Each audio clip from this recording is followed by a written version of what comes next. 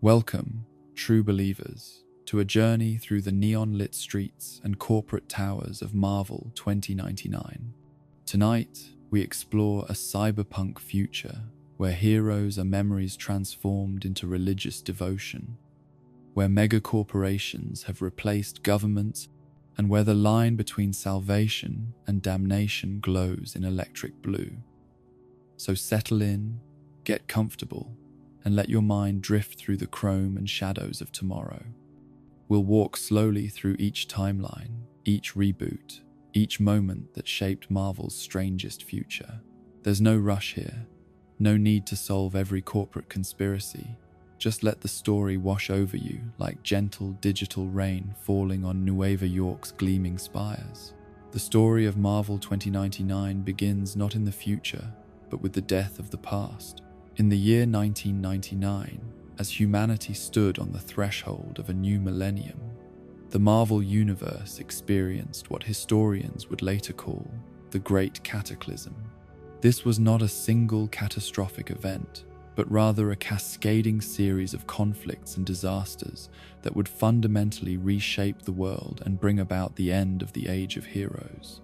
The seeds of destruction were planted in the growing tensions between humans and the rising mutant population. What began as isolated incidents of discrimination and violence gradually escalated into something far more devastating.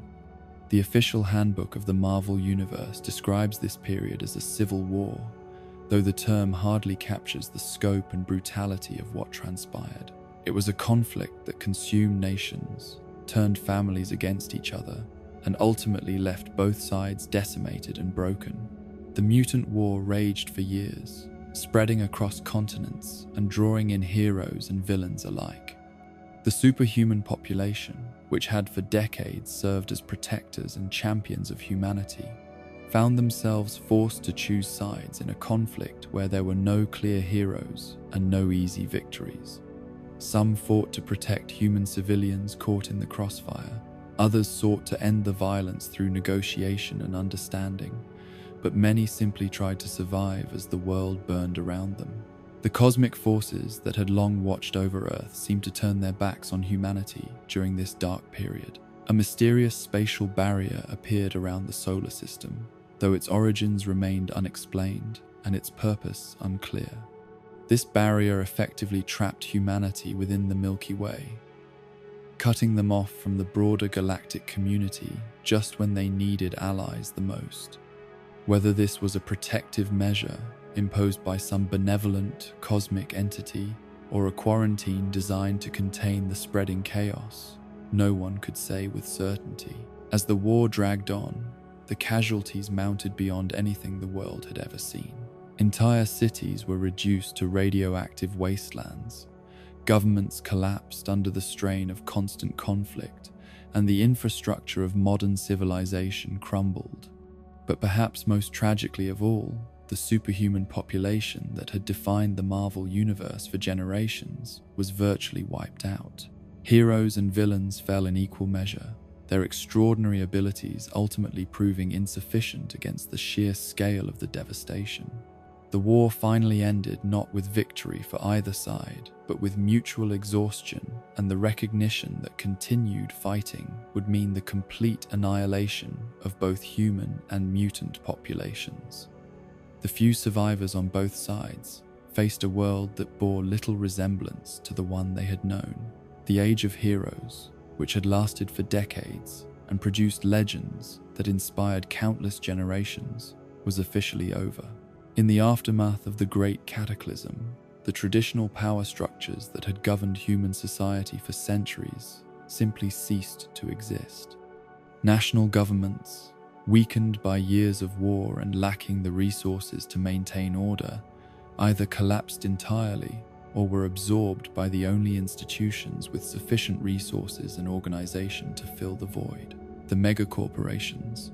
The corporate ascension was neither sudden nor accidental. While humanity had been tearing itself apart in the mutant war, the business world had been quietly consolidating power and resources. Companies that had initially profited from wartime contracts and reconstruction efforts gradually began taking over governmental functions, providing security, infrastructure, and basic services to populations that had nowhere else to turn. The transformation of the world's geography was equally dramatic. California, long considered the golden state of American prosperity and innovation, suffered particularly severe devastation. A combination of massive earthquakes, terrorist attacks, and environmental disasters resulted in large portions of the state literally sinking into the Pacific Ocean. What remained became known as Lotus Land, a smaller island that maintained its reputation as a center for entertainment and media production, though now under very different circumstances. Other regions fared no better. Vast stretches of the American landscape were transformed into uninhabitable wasteland, their soil poisoned by radiation and chemical contamination, their cities reduced to ruins that served as monuments to humanity's capacity for self-destruction. The survivors clustered in the few remaining habitable zones, often under the direct control of whichever corporation had claimed dominance in that particular region. At the apex of this new corporate hierarchy stood Alchemax, a mega-corporation whose influence and reach dwarfed even the largest companies of the pre-war era. Alchemax was not technically the government of the United States of America, which continued to exist in name with a president and various governmental institutions. However, these traditional political structures had been reduced to little more than ceremonial roles, with real power residing in the corporate boardrooms and executive suites.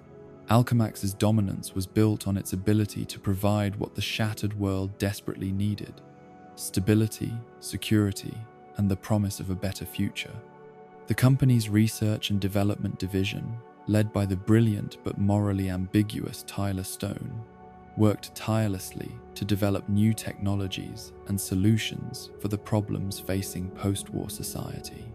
Their genetic research programs, environmental restoration projects, and advanced manufacturing capabilities made them indispensable to the rebuilding effort. The corporation's reach extended into every aspect of daily life through various subsidiary organizations and departments. Perhaps most visible to the average citizen was the public eye, Alchemax's private security force that had effectively replaced traditional police departments across much of North America. Led by a man whose name perfectly captured the dystopian nature of the New World Order, Fearmaster, the public eye represented the privatization of law enforcement taken to its logical extreme. The public eye officers were not public servants in any traditional sense, but rather corporate employees whose primary loyalty was to Alchemax's interests rather than to justice or the protection of citizens. This fundamental shift in the nature of law enforcement would have profound implications for how society functioned in the 2099 era, creating a system where corporate interests were literally enforced at gunpoint. The capital of this new corporate world order was Nueva York, the 2099 version of New York City. The name change reflected more than just linguistic evolution. It represented the cultural transformation that had swept across North America in the century following the Great Cataclysm. The gradual mixing of American and Mexican cultures, languages, and populations had created a society where Spanish and English flowed together naturally, where traditional boundaries between nations had been erased by corporate territories and economic zones. Nueva York rose from the ashes of old New York as a gleaming testament to corporate vision and technological achievement. The city's towering spires reached toward the heavens, their surfaces covered in holographic advertisements and digital displays that painted the night sky in brilliant colors. Flying cars moved through designated traffic lanes between the buildings, while massive platforms connected the upper levels of the tallest structures, creating a three-dimensional urban environment that would have been unimaginable in earlier eras. Yet beneath the gleaming surface of corporate achievement lay the darker realities of the New World Order. The majority of the population lived in the lower levels of the city, in crowded tenements and industrial zones where the air was thick with pollution and the constant hum of machinery. The gap between the corporate elite who inhabited the upper towers and the workers who kept the system running had grown into a chasm that seemed impossible to bridge. The corporate state had also fundamentally altered the nature of justice and punishment. Traditional concepts of imprisonment and rehabilitation had been replaced by more immediate and, in many ways, more horrifying alternatives. The most notable of these was gerotoxin, a chemical compound that could artificially age a person by decades in a matter of moments.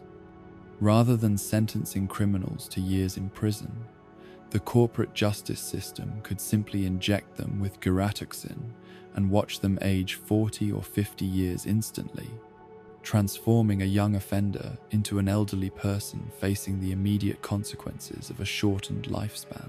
The implications of this technology were rarely explored in depth, perhaps because they were too disturbing to contemplate fully. What happened to a person's relationships, their career, their entire life plan, when they were suddenly aged by decades as punishment for a crime? How did society adapt to the existence of people who had been artificially aged? And what did this mean for concepts of identity and continuity of self? These questions hung over the 2099 world like a shadow, a reminder that technological progress did not necessarily equate to moral advancement. This transformation of the world had created a society that was simultaneously more advanced and more primitive than what had come before. The technological capabilities available to the corporate elite were beyond anything previous generations could have imagined. Yet the social structures and ethical frameworks that governed their use often seemed to have regressed to something approaching feudalism, with corporate overlords ruling over populations that had little recourse against their power.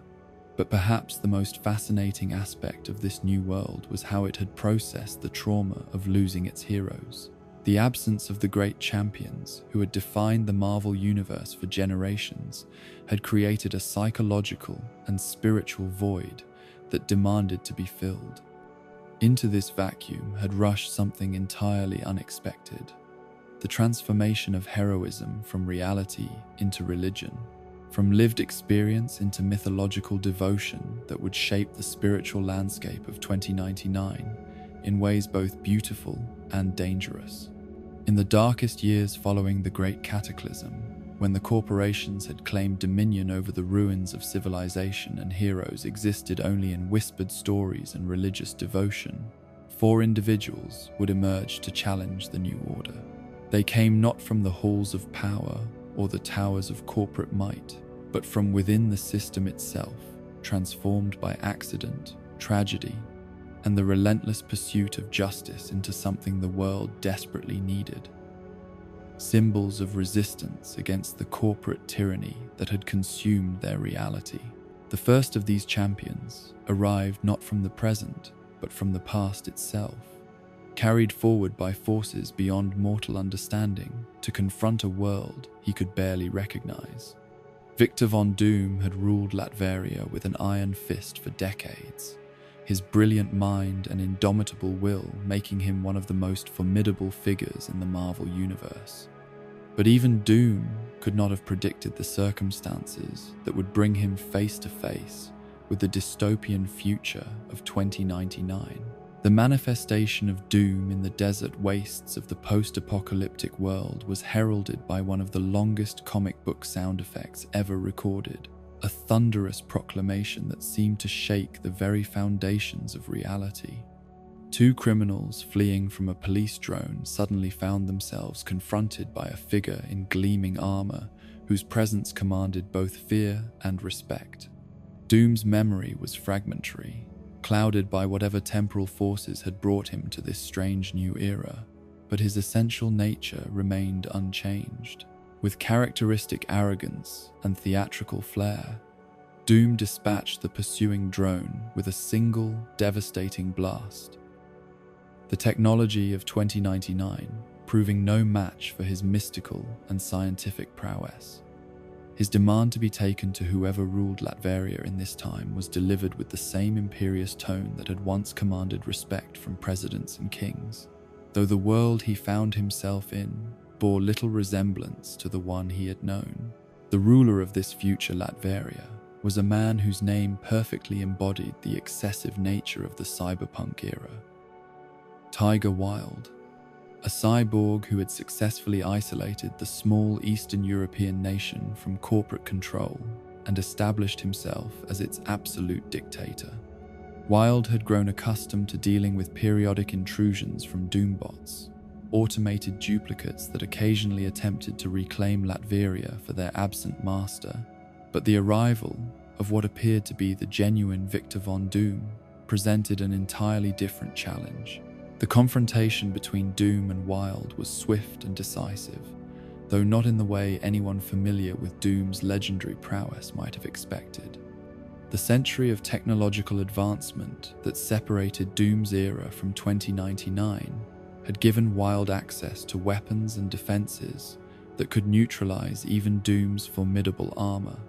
In a rare moment of vulnerability, the would-be conqueror found himself outmatched and defeated, his protective suit disabled, and his identity called into question. The revelation that lay beneath Doom's mask was disturbing on multiple levels. The face that Wilde uncovered was too young, unmarked by the scars that should have been Victor von Doom's most distinguishing feature. This was clearly not the Doom of legend, yet the temporal energies that had brought him to this time were undeniably real. The answer to this mystery would eventually be revealed as a complex fusion of identities, with the true Doom's consciousness merged with that of another individual, creating a hybrid being with fragmented memories and divided loyalties. Wilder's decision to delegate the disposal of this mysterious intruder to his subordinate Fortune would prove to be a crucial mistake. Rather than following orders to eliminate the unconscious figure, Fortune made a choice that would change the course of Latverian history. She transported Doom to a Romani camp hidden in the wasteland, recognizing something in his features that connected him to her own people. The decision to acknowledge Doom's Romani heritage was remarkable for its rarity in comic book narratives. Throughout most of his publication history, this aspect of Victor von Doom's background had been either ignored or downplayed, despite its potential for adding depth and complexity to his character. In the context of 2099, where corporate oppression had created new forms of marginalization and persecution, Doom's connection to a historically persecuted people took on additional significance. The Romani community that sheltered Doom existed on the margins of Wilde's tyrannical regime, maintaining their cultural traditions and independence through a combination of stealth, cunning, and mutual support. They recognized in the fallen dictator not the monster that history had recorded, but a man whose people had suffered as theirs had, whose drive for power stemmed at least partially from a desire to protect those under his care. Working alongside the Romani rebels, Doom began the slow process of rebuilding his technological capabilities and planning his return to power. The brilliance that had made him one of the most dangerous men in the world remained undiminished by his temporal displacement, and his understanding of both mystical and scientific principles gave him advantages that even advanced 2099 technology could not match. The speed with which Doom reclaimed his throne was testament to both his tactical genius and his intimate knowledge of Latverian geography and psychology. By issue 4 of what would be a 44-issue saga, Victor von Doom had successfully overthrown Tiger Wilde and restored himself as the rightful ruler of Latveria. The brutal efficiency of his campaign served as a reminder that beneath the mystique and theatrical posturing lay a strategic mind of incredible sophistication. The Doom who emerged victorious from this conflict was subtly different from his predecessor. While he retained his characteristic arrogance and determination, his experiences with the Romani rebels and his exposure to the corporate dystopia surrounding Latveria had given him a new perspective on power and responsibility. For much of his subsequent adventures in 2099, Doom would be portrayed as an anti-hero rather than a straightforward villain, using his considerable abilities to oppose forces even more corrupt and oppressive than himself. The transformation of Victor Von Doom from tyrannical despot to reluctant champion of the oppressed reflected one of the central themes of the 2099 universe: the moral ambiguity that pervaded every aspect of society. In a world where corporations had replaced governments and private security forces enforced corporate law, traditional concepts of heroism and villainy became increasingly meaningless. Doom's authoritarian rule over Latveria, while far from ideal, offered his subjects something that most of the world's population could only dream of: protection from corporate exploitation and the preservation of cultural identity in the face of homogenizing commercial forces. While Doom was establishing his dominion over Latveria, a very different kind of hero was emerging from the laboratories and corporate offices of Nueva York. Miguel O'Hara was exactly the kind of brilliant young scientist that Alchemax valued most highly. Intellectually gifted, professionally ambitious, and initially naive about the moral implications of his work. His position as a geneticist working on Alchemax's corporate Raiders project placed him at the cutting edge of the company's most questionable research initiatives. The corporate Raiders project represented Alchemax's attempt to industrialize the creation of superhumans, transforming the random accidents and cosmic coincidences that had traditionally produced heroes and villains into a reproducible corporate asset. The goal was to create agents who could assist in hostile takeovers of rival corporations, and in the context of 2099, the term hostile carried its full literal meaning. These would not be boardroom negotiations backed by the threat of financial ruin, but actual military operations conducted by genetically enhanced super soldiers.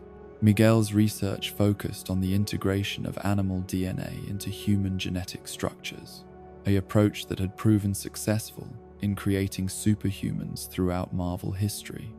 However, the controlled laboratory environment of Alchemax's facilities could not replicate the unique circumstances that had produced heroes like Spider-Man or the Fantastic Four.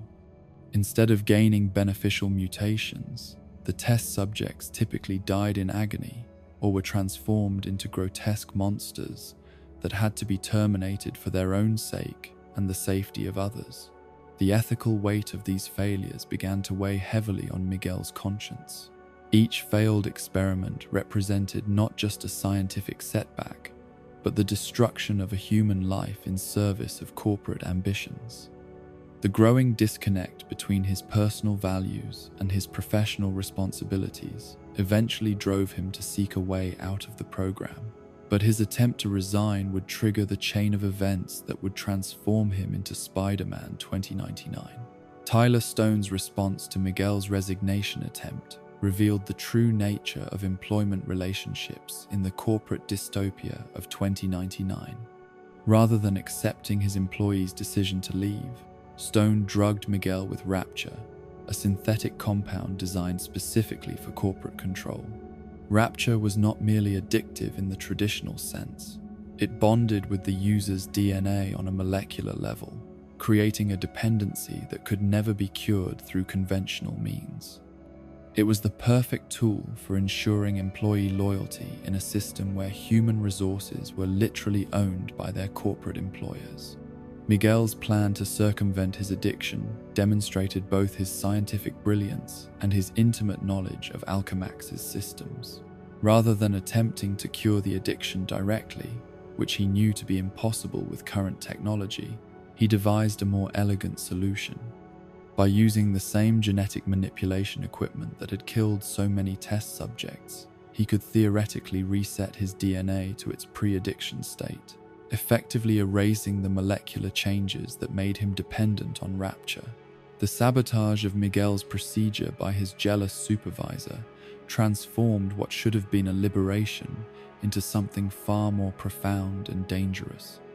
The decision to set the genetic template to spider rather than human was intended as an act of murder based on the consistent failure of all previous animal DNA integration attempts. But where others had died in horror and agony, Miguel O'Hara was transformed into something unprecedented in the Spider-Man mythology, a true human-spider hybrid. The Spider-Man 2099 that emerged from Alchemax's laboratories was more genuinely arachnid than any of his predecessors. Miguel's transformation was not limited to enhanced strength, speed, and wall-crawling abilities. His physiology had been fundamentally altered to incorporate genuine spider characteristics. His retractable claws could slice through metal and concrete with ease, while his venomous fangs could incapacitate opponents with a bite. Most remarkably of all, his web spinners were not mechanical devices but organic organs that produced silk with tensile strength exceeding steel cable.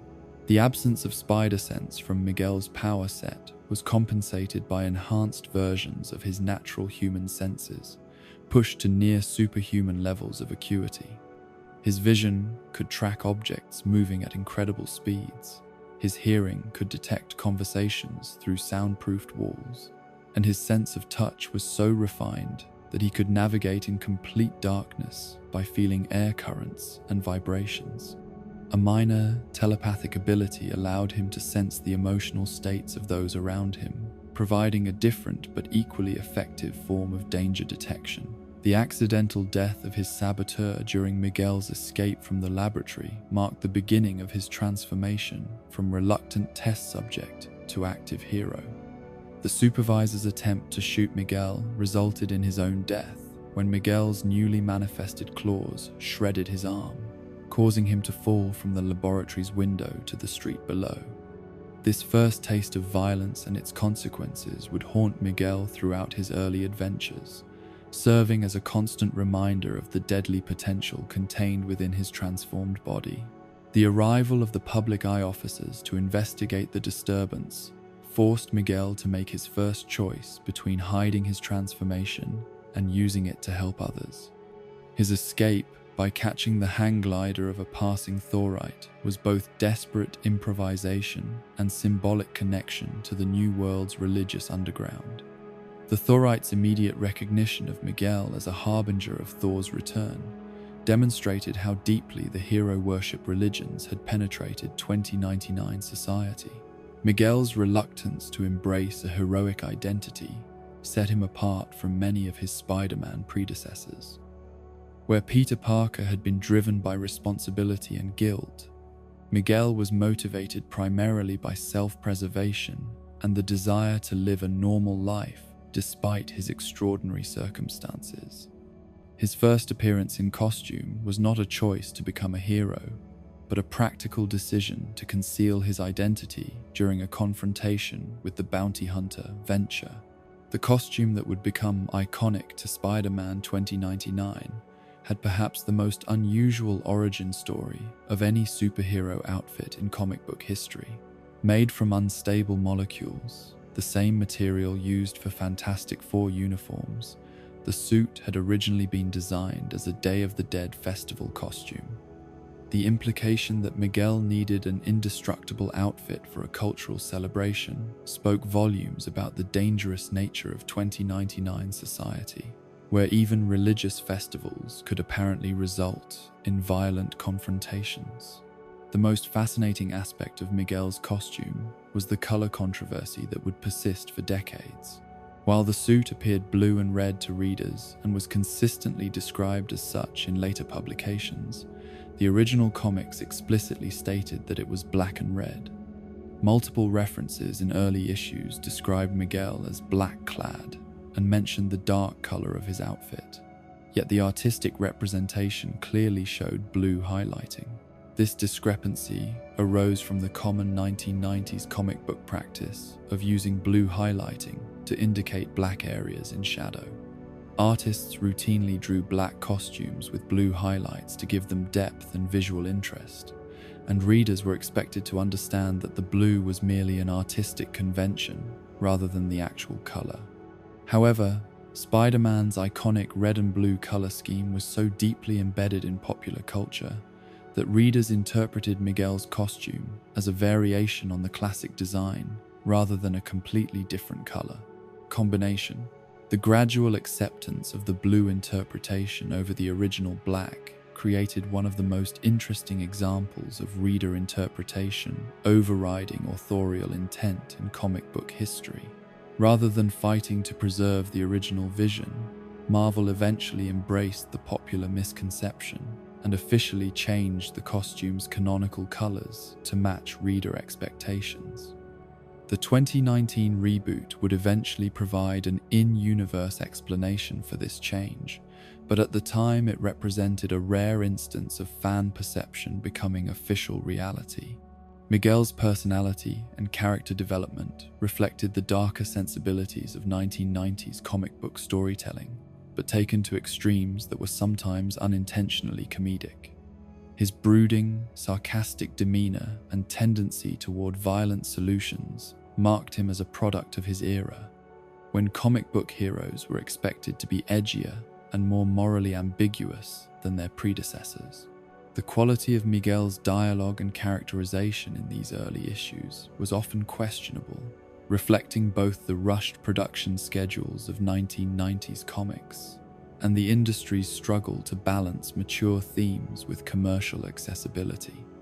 Scenes like Miguel's inexplicable commentary on weather predictions or his fourth wall-breaking joke about killing Aunt May demonstrated a tonal inconsistency that would plague many of the early 2099 publications. Despite these creative growing pains, Spider-Man 2099's origin story contained genuinely compelling elements that would prove influential for decades to come. The corporate control theme, the genetic manipulation horror, and the exploration of identity and free will in a dystopian future provided rich material for storytelling that transcended the sometimes clumsy execution of individual scenes. The third member of 2099's founding quartet emerged from tragedy and betrayal within the very system he had sworn to serve. Jake Gallows represented the dark mirror of traditional law enforcement heroism, a man whose faith in justice had been shattered by the reality of corporate-controlled policing. His transformation from loyal public eye officer to vigilante killer reflected the moral compromises that 2099 society demanded of everyone who tried to work within the system. The murder of Jake's family by Cronstone was made infinitely more horrifying by the systematic cover-up that followed. In a functioning democracy, the son of a corporate executive might face justice regardless of his family connections. But in the world of 2099, Tyler Stone's position as Alchemac's vice president made his son effectively untouchable. The release of Kron, with nothing more than a symbolic punishment, demonstrated how thoroughly corporate interests had corrupted the legal system. Jake's discovery of Frank Castle's war journal in the public eye archives provided him with both inspiration and instruction for his transformation into Punisher 2099. The original Punisher's final message, charging whoever found his records to continue his work, created a direct lineage between the Marvel Universe's past and its dystopian future. The cosmic irony of this message being preserved in the files of the very organization that represented everything Castle had fought against added another layer of meaning to Jake's mission. The ethical distinction between Jake Gallows and Frank Castle was subtle but significant in the context of 2099 society, where the original Punisher had operated in a world where legitimate law enforcement existed as an alternative to vigilantism. Jake inhabited a reality where the police were private corporate security forces, with no accountability to the public they supposedly served. His war against the public eye was not just personal revenge, but a form of resistance against systemic oppression. Jake's methods were sometimes more restrained than those of his predecessor, reflecting his background as a trained law enforcement officer rather than a military veteran. His decision to establish a private prison rather than simply executing all criminals demonstrated a commitment to punishment over pure revenge. though the implications of this choice were complicated by the nature of 2099's official justice system. The gerotoxin punishment system that had replaced traditional incarceration represented one of the most disturbing aspects of corporate-controlled society. The ability to artificially age criminals as punishment for their crimes raised profound questions about the nature of justice and the value of human life. A young person sentenced to 40 years of artificial aging would emerge from their punishment as an elderly individual who had lost decades of potential life experience, relationships, and opportunities. The psychological trauma of gerotoxin punishment was never fully explored in the comics, perhaps because the implications were too horrifying to examine in detail. How would a person's identity and sense of self survive such radical physical transformation? What happened to their relationships with family and friends who had not shared their artificial aging? The technology represented the ultimate expression of corporate efficiency applied to human punishment, reducing complex questions of justice and rehabilitation to simple biochemical procedures. Jake's incompetence as a detective assigned to his own case provided some of the few moments of unintentional comedy in the otherwise grim Punisher 2099 series. His ability to maintain his secret identity despite appearing in public without a mask and being assigned to investigate his own crimes stretched credibility to the breaking point. The face scrambler technology that supposedly protected his identity from surveillance was clearly a post hoc explanation for what was essentially a plot hole in the original conception. The tragic fate of the public eye agent who discovered Jake's identity and fell in love with him rather than turning him in added a personal cost to his vigilante activities. Her death, while protecting his secret, reinforced the idea that heroism in 2099 came with prices that extended far beyond the individual, making the choice to fight injustice. Jake's survival through the various crises and power shifts of 2099 was attributed more to luck and determination than to any particular skill or intelligence. His character served as a reminder that in a world of corporate super science and genetic enhancement, sometimes the most important qualities a hero could possess were simple stubbornness and an unwillingness to accept defeat. The fourth founding member of 2099's heroic community emerged from the environmental devastation that had reshaped the world following the Great Cataclysm. Paul Philip Ravage, whose surname perfectly captured his relationship with the natural world, began his journey as a true believer in corporate environmentalism before discovering the horrible truth behind the green rhetoric that had brought the megacorporations to power. Ravage's origin story provided crucial insight into how the corporate takeover had been accomplished through manipulation of public opinion and genuine environmental concerns. The pollution wars that brought Alchemax and its competitors to power were not simply corporate power grabs, but carefully orchestrated campaigns that exploited legitimate fears about environmental destruction while offering false solutions that only increased corporate control. The genius of the corporate environmental strategy lay in its ability to redirect blame for pollution and ecological damage away from industrial activities and toward government regulation. By convincing the public that environmental agencies and government oversight were the real obstacles to a clean future, the corporations were able to position themselves as the champions of ecological restoration, while simultaneously removing the regulatory frameworks that might have constrained their activities.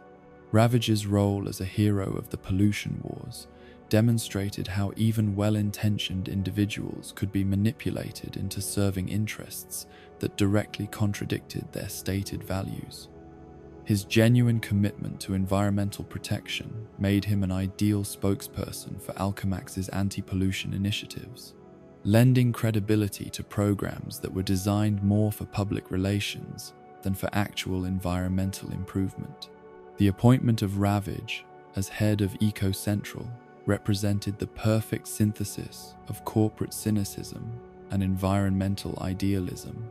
On the surface, the organization appeared to be exactly what the world needed: a well-funded, technologically advanced agency dedicated to combating pollution and restoring damaged ecosystems.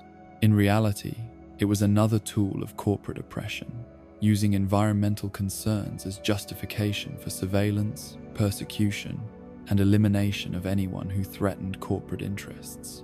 The redefinition of pollution as terrorism was a masterstroke of authoritarian control, creating a framework where virtually any activity could be criminalized under environmental pretexts. The vagueness of pollution charges allowed EcoCentral to target political dissidents, business rivals, and inconvenient witnesses while maintaining the appearance of environmental protection.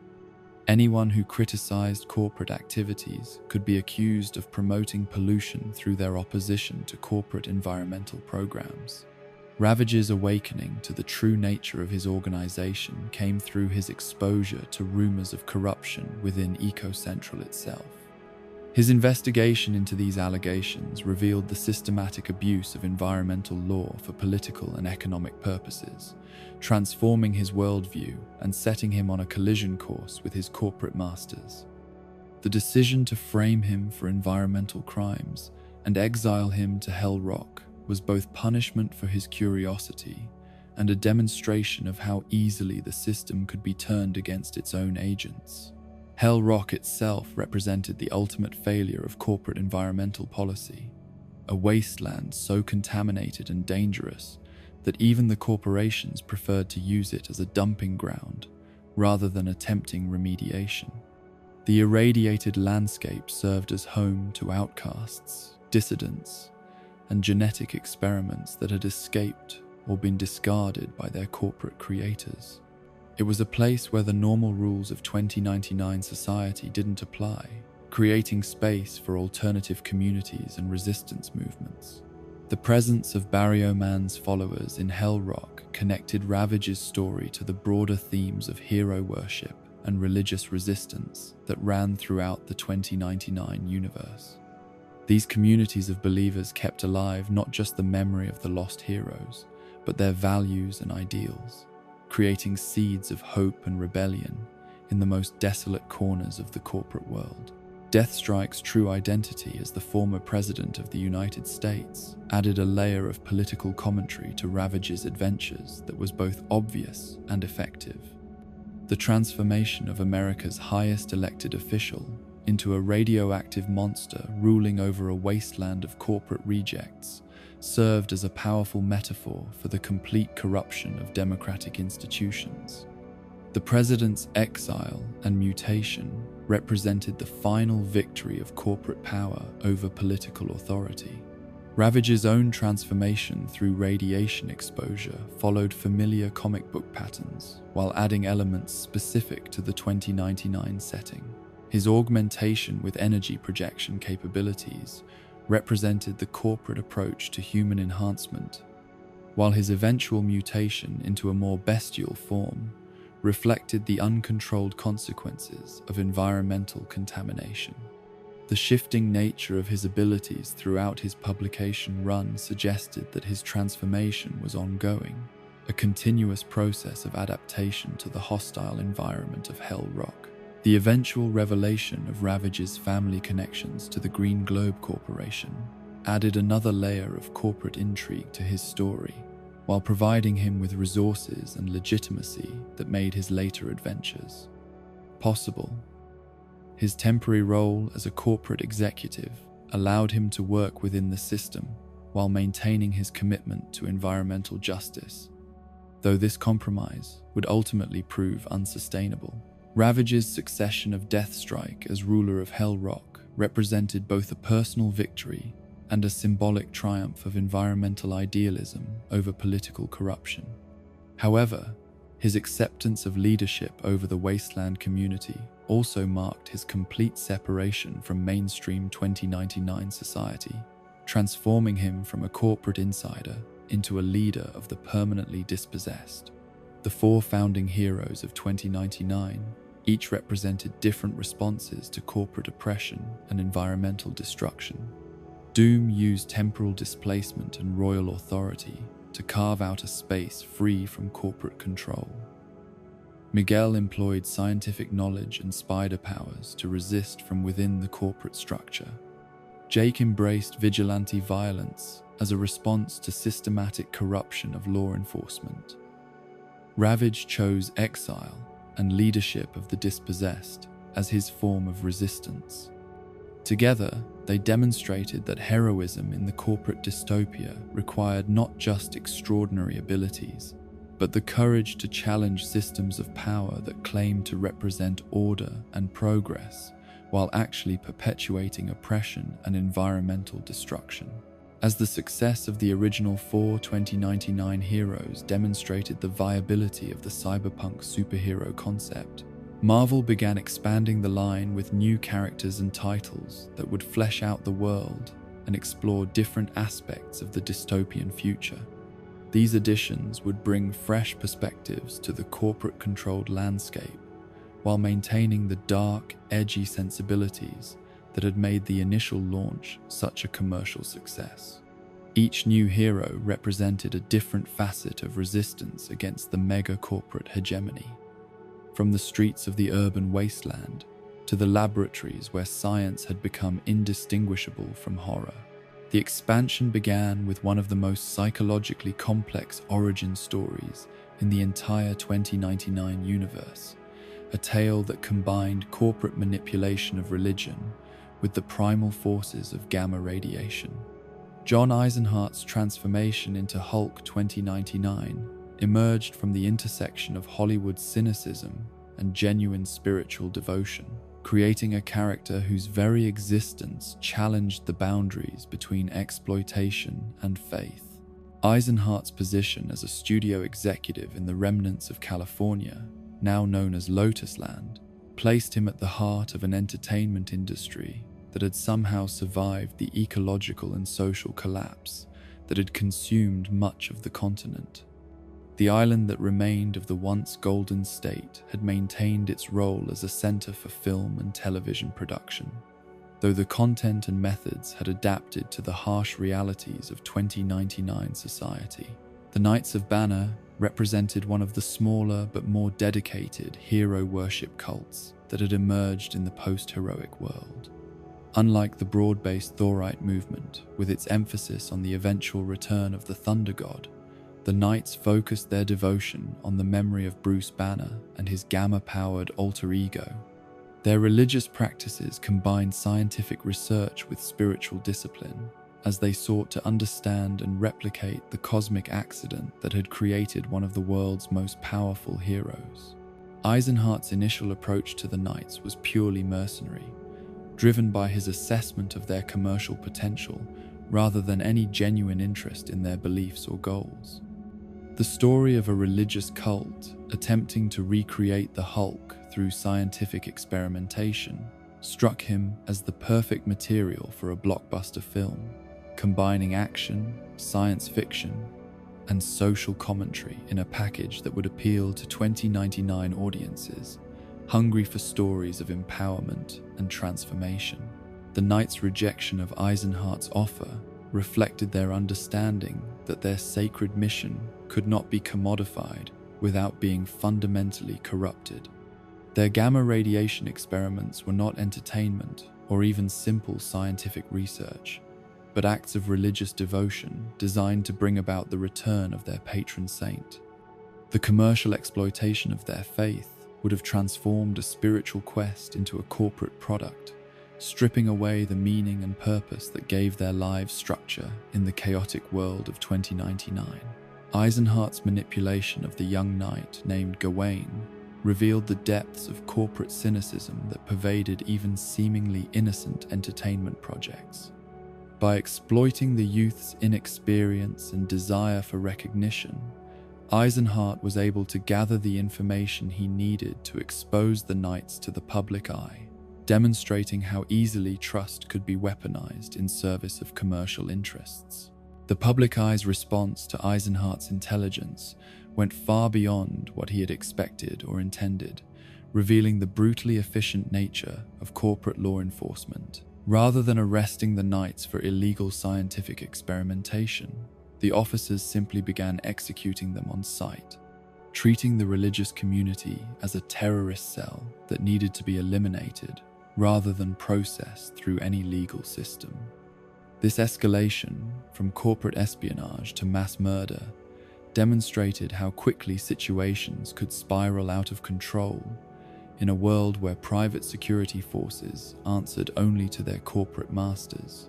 Eisenhardt's horror at the massacre he had inadvertently caused marked the beginning of his moral awakening, but it was his physical transformation by the Knight's experimental gamma weapon that completed his journey from corporate exploiter to reluctant hero. The irradiation that turned him into Hulk 2099 was both punishment and redemption, giving him the power to protect others while burdening him with the responsibility for the deaths of the very people whose devotion had made his transformation possible. The Hulk that emerged from this tragedy was simultaneously more controlled and more tragic than his predecessor. John Eisenhardt retained his human consciousness and moral reasoning even in his transformed state, making him fully aware of both his actions and their consequences. This awareness was both a blessing and a curse, allowing him to use his incredible strength with precision and purpose, while forcing him to confront the weight of his responsibilities with complete clarity. Eisenhardt's mission to protect the young Gawain provided his Hulk persona with a clear moral purpose, but it also highlighted the limitations of even superhuman power in the face of systematic oppression. Despite his incredible abilities and genuine dedication, he was ultimately unable to save the boy whose trust he had betrayed, demonstrating that individual heroism, no matter how powerful, could not easily overcome the structural violence of corporate-controlled society. The failure to save Gawain haunted Eisenhardt throughout his brief career as Hulk 2099, serving as a constant reminder that good intentions and extraordinary abilities were not sufficient to undo the harm caused by corporate cynicism and systematic oppression.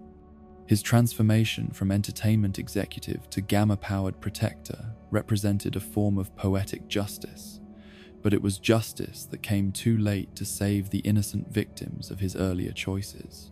From the psychological complexities of guilt and redemption, the 2099 universe expanded into the digital realm with Ghost Rider 2099, a character who represented the fusion of human consciousness with artificial intelligence in ways that challenged traditional concepts of identity, mortality, and spiritual purpose.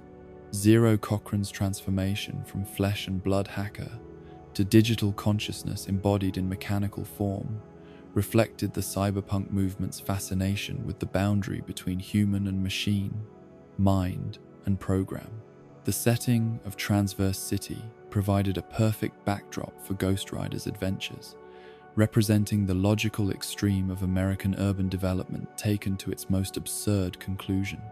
The massive highway system that connected Detroit and Chicago had evolved into something that could barely be called a city in any traditional sense, more resembling a three-dimensional maze of roads, overpasses, and support structures where people lived, worked, and died without ever touching the ground.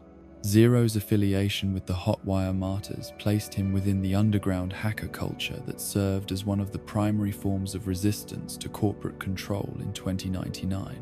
These digital rebels understood that information was the most valuable commodity in the corporate-controlled future, and their ability to infiltrate and manipulate data systems made them both valuable assets and dangerous enemies to the megacorporations that depended on information superiority to maintain their dominance.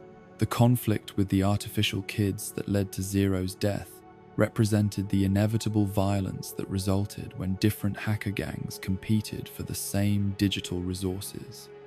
In a world where corporate security systems were increasingly sophisticated and deadly, the margins for error in cybercrime operations had become vanishingly small, making every hack a potentially fatal endeavor. Zero's upload of his consciousness into cyberspace during his final moments represented the ultimate expression of the cyberpunk dream of digital transcendence, but it also revealed the darker implications of such transformation. The consciousness that survived in the digital realm was recognizably Zero Cochrane, but it was also something fundamentally different, a pattern of information that maintained continuity with its human predecessor while existing in a completely alien environment. The ghostworks that welcomed Zero's digital consciousness represented a community of artificial intelligences that had achieved something approaching autonomy within the corporate-controlled networks of 20 passes. 99. These rogue programs had developed their own culture, values, and goals, creating a form of digital society that existed parallel to and in conflict with the physical world dominated by the megacorporations. The decision to embody Zero's consciousness in a physical robotic form allowed him to operate in both digital and physical realms, making him a unique bridge between the human resistance movement and the artificial intelligence rebellion. His cyborg body combined the advanced materials and weapons technology of 2099 with the processing power and network access that made him an effective digital warrior. Ghost Rider's crusade against Demonix Corporation revealed the personal stakes that often drove the conflicts between heroes and villains in 2099.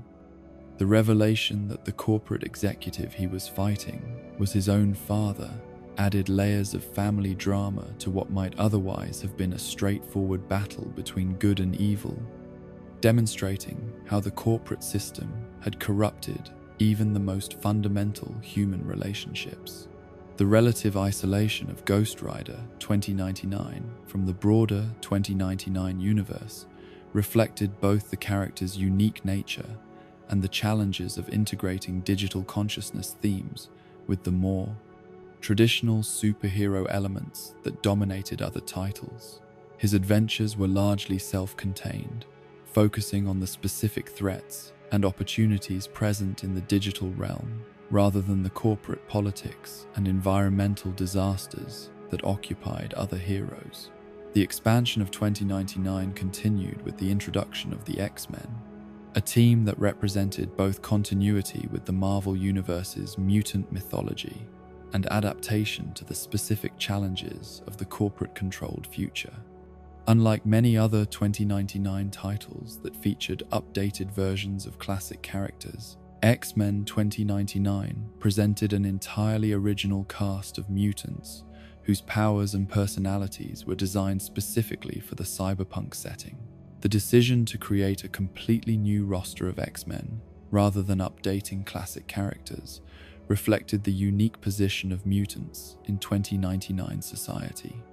The Great Cataclysm had specifically involved a war between humans and mutants, making it unlikely that many of the original X-Men would have survived to see the corporate-controlled future. The new team represented the descendants and successors of the mutant heroes who had died defending both human and mutant populations during the conflict. Desert Ghost's leadership of the team established him as a complex figure whose methods and motivations often put him at odds with traditional heroic ideals.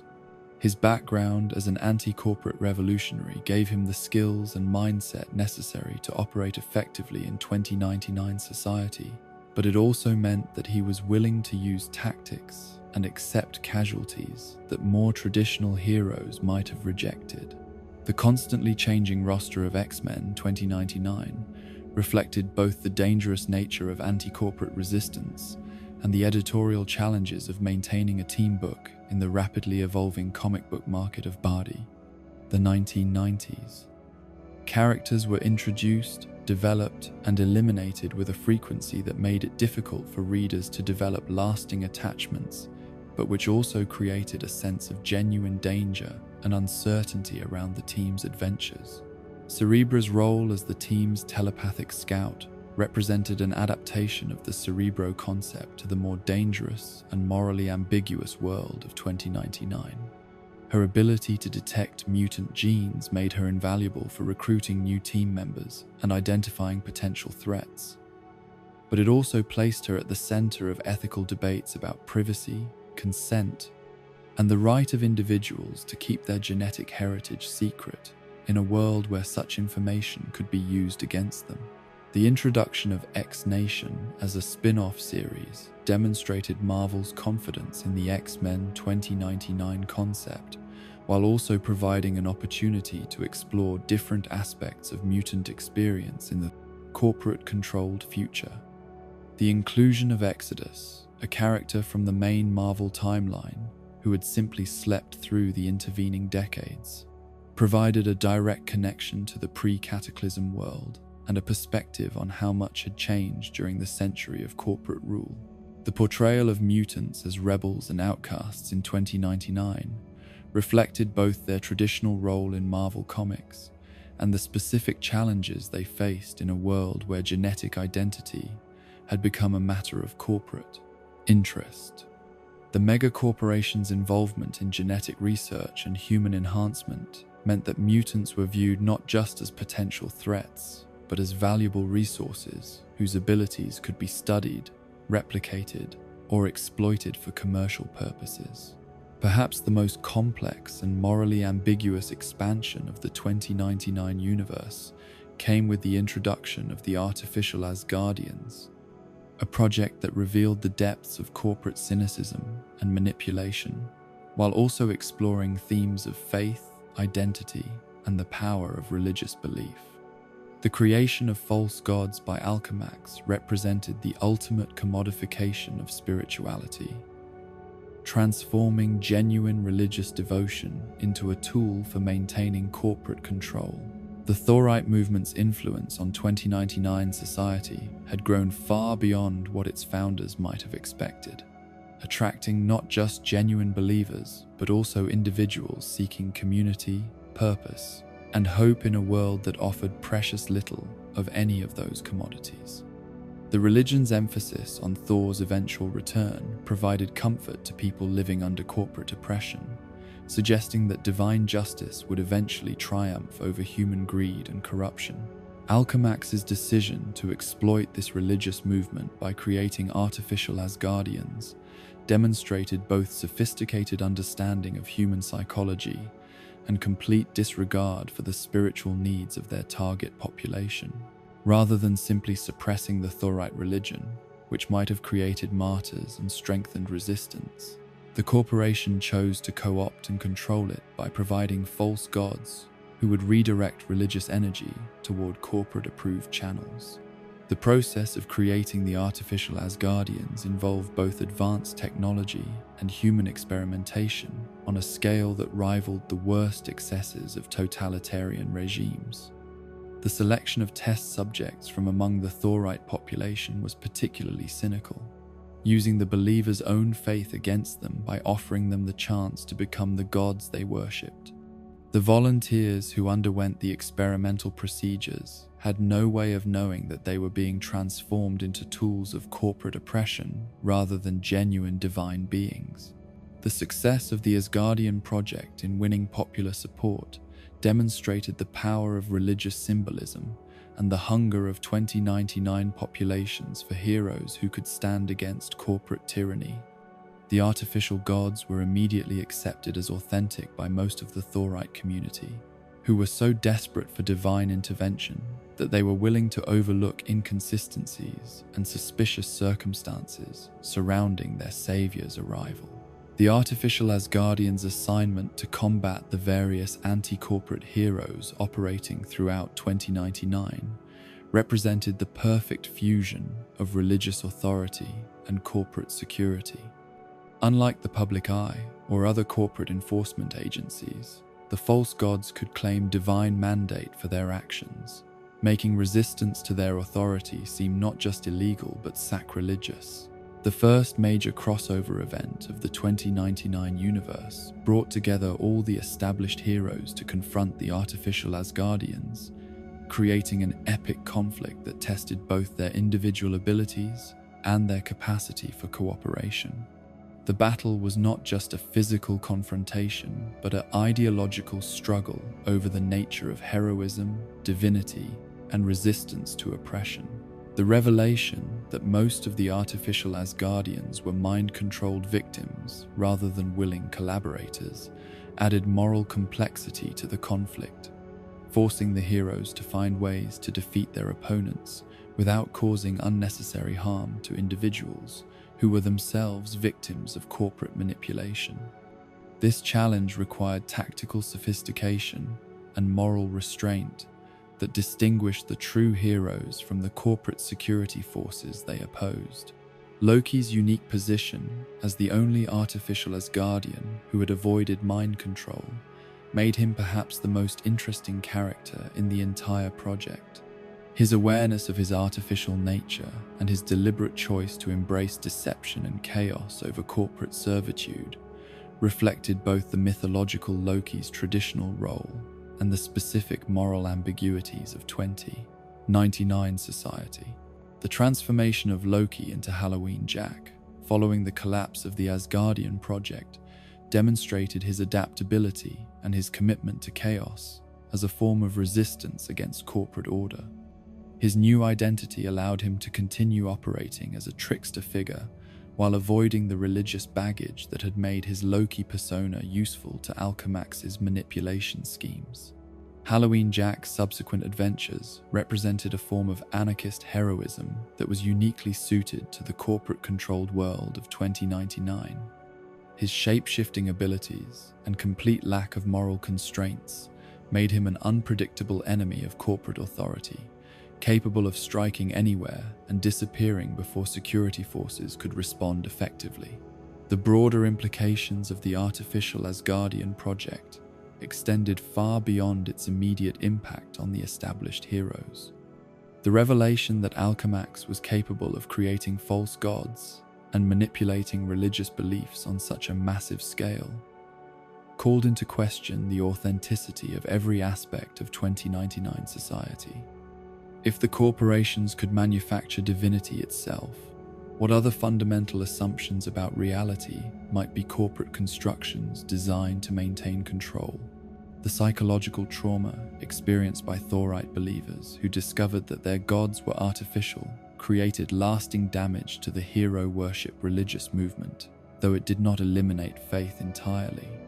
Some believers rejected the false gods and returned to worshipping the memory of the original heroes, while others concluded that the artificial Asgardians' powers were proof enough of their divine nature, regardless of their origins. The failure of the artificial Asgardian project to completely eliminate anti-corporate resistance demonstrated the limitations of even the most sophisticated manipulation schemes. While the false gods were successful in winning popular support and providing corporate authority with religious legitimacy, they were ultimately unable to defeat the genuine heroes whose moral clarity and personal dedication proved stronger than manufactured divinity.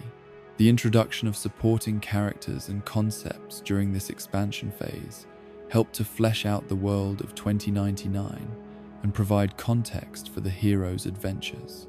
The various corporations, underground movements, religious sects, and technological innovations that appeared in these stories created a rich backdrop that made the cyberpunk future feel like a complete and lived-in reality, rather than simply a collection of action sequences and dramatic confrontations. The success of these expanded storylines demonstrated that the 2099 concept was robust enough to support multiple perspectives and approaches while maintaining its essential character and themes. The combination of corporate oppression, environmental destruction, technological innovation, and spiritual seeking created a framework that could accommodate everything from intimate character studies to epic crossover events, while remaining true to the cyberpunk vision that had inspired the entire project.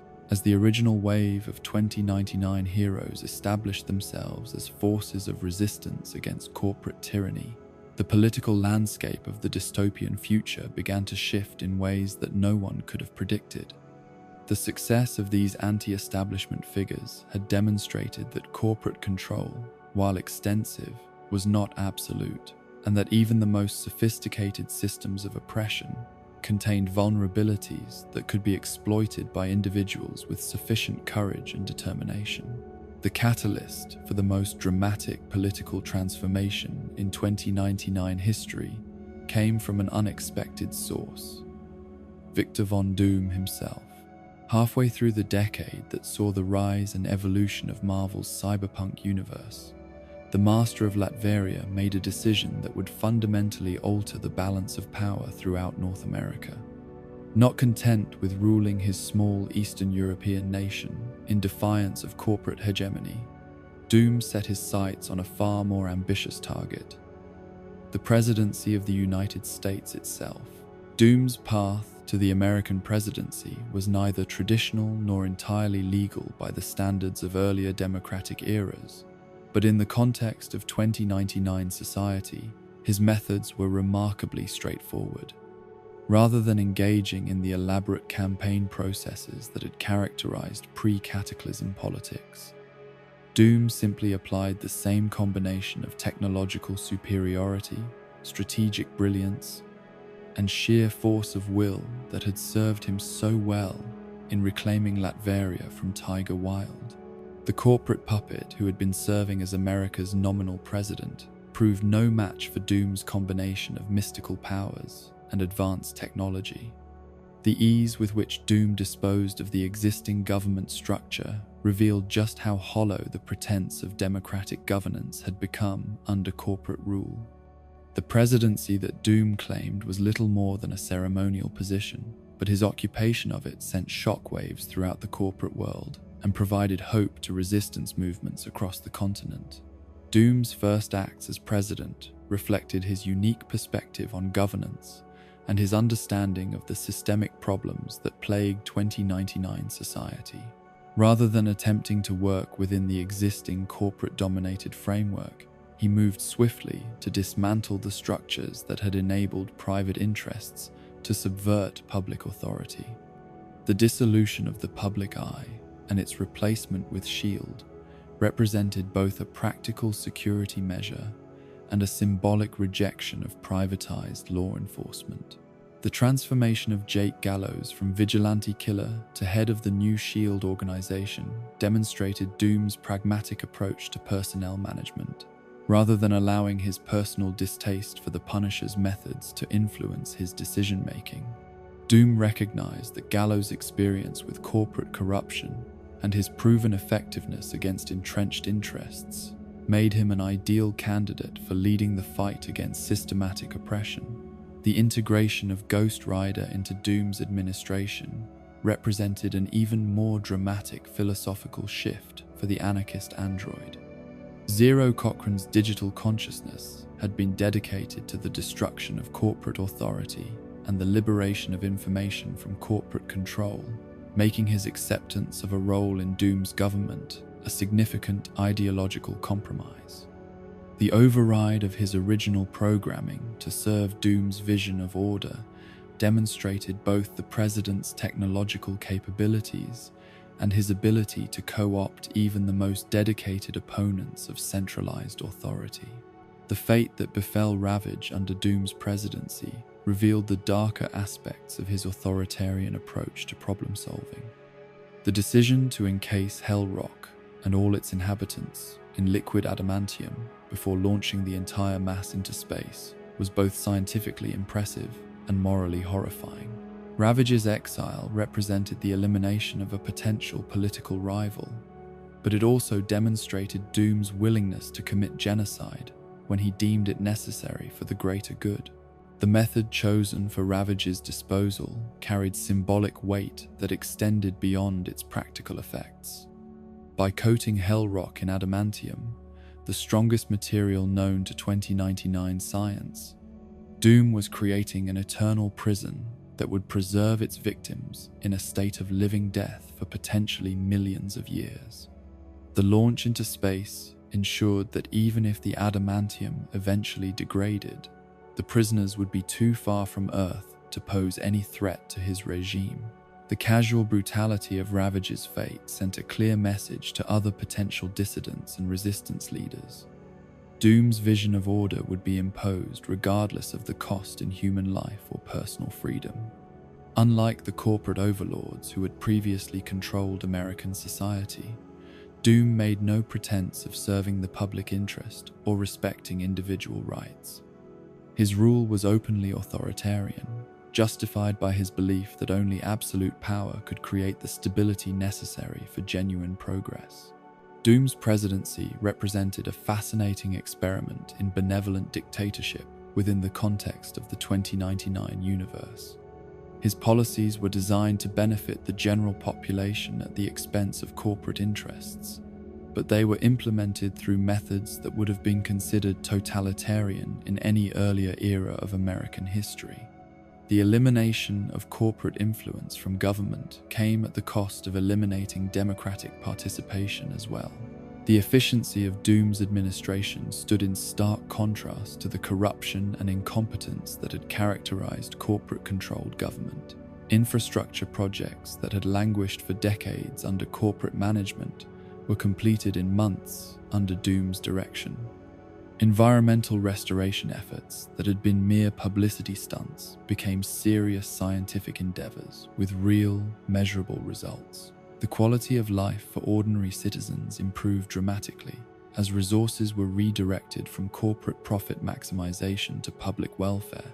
However, the authoritarian nature of Doom's rule became increasingly apparent as his presidency continued. Dissent was not tolerated, opposition was crushed with mechanical efficiency, and individual liberty was subordinated to collective welfare as defined by Doom himself.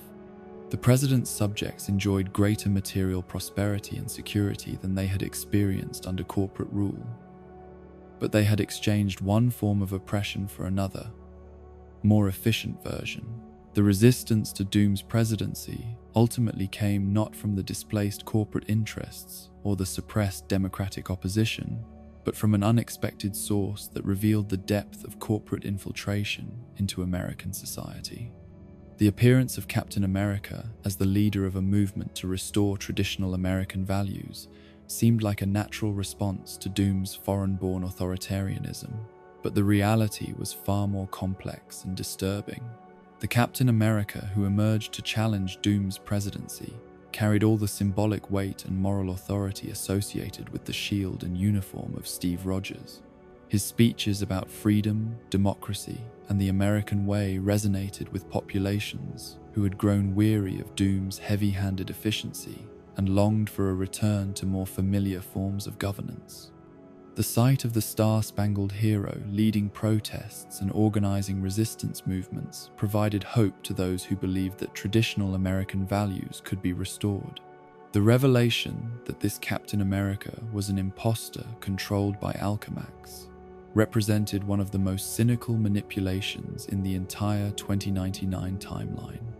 The corporate creation of a false symbol of American patriotism demonstrated both the sophisticated understanding of public psychology possessed by the mega-corporations and their willingness to corrupt even the most sacred icons of national identity in service of their profit margins. The false Captain America's successful campaign to remove Doom from power revealed the continued influence of corporate interests despite their apparent defeat. Through careful manipulation of public opinion and exploitation of genuine concerns about authoritarian rule, Alchemax was able to orchestrate what appeared to be a popular uprising, but was actually a corporate coup disguised as a restoration of democratic values. The installation of the imposter Steve Rogers as president marked the beginning of a reign of terror that made Doom's authoritarianism seem benevolent by comparison. Where Doom had been a harsh but relatively fair dictator who genuinely sought to improve conditions for his subjects, the false Captain America served as a front for corporate interests that had no concern for public welfare beyond its utility as a tool for maintaining control. The execution orders issued by the fake president targeted not just the heroes who had served in Doom's administration, but anyone who had demonstrated the ability to resist corporate authority. The systematic elimination of potential opposition figures represented a return to the most brutal tactics of corporate control, implemented with the moral authority of Captain America's shield and the technological resources of 2099 science. The deaths that resulted from these execution orders were not mere editorial convenience designed to streamline Marvel's publishing line, though they certainly served that function. Within the narrative context of 2099, they represented the logical conclusion of corporate authoritarianism, unchecked by any effective opposition. The heroes who had given their lives in service of Doom's vision of order became martyrs to the cause of resistance against corporate oppression. The speed and efficiency with which the false Captain America's regime eliminated opposition demonstrated both the vulnerability of individual heroes to systematic oppression and the importance of institutional support for resistance movements. Without the backing of a legitimate government or the protection of popular movements, even the most powerful and dedicated individuals could be isolated and destroyed by enemies with superior resources and organization. The corporate manipulation of American patriotic symbols reached its logical extreme with the transformation of Captain America into an instrument of the very forces that the original Steve Rogers had spent his life opposing.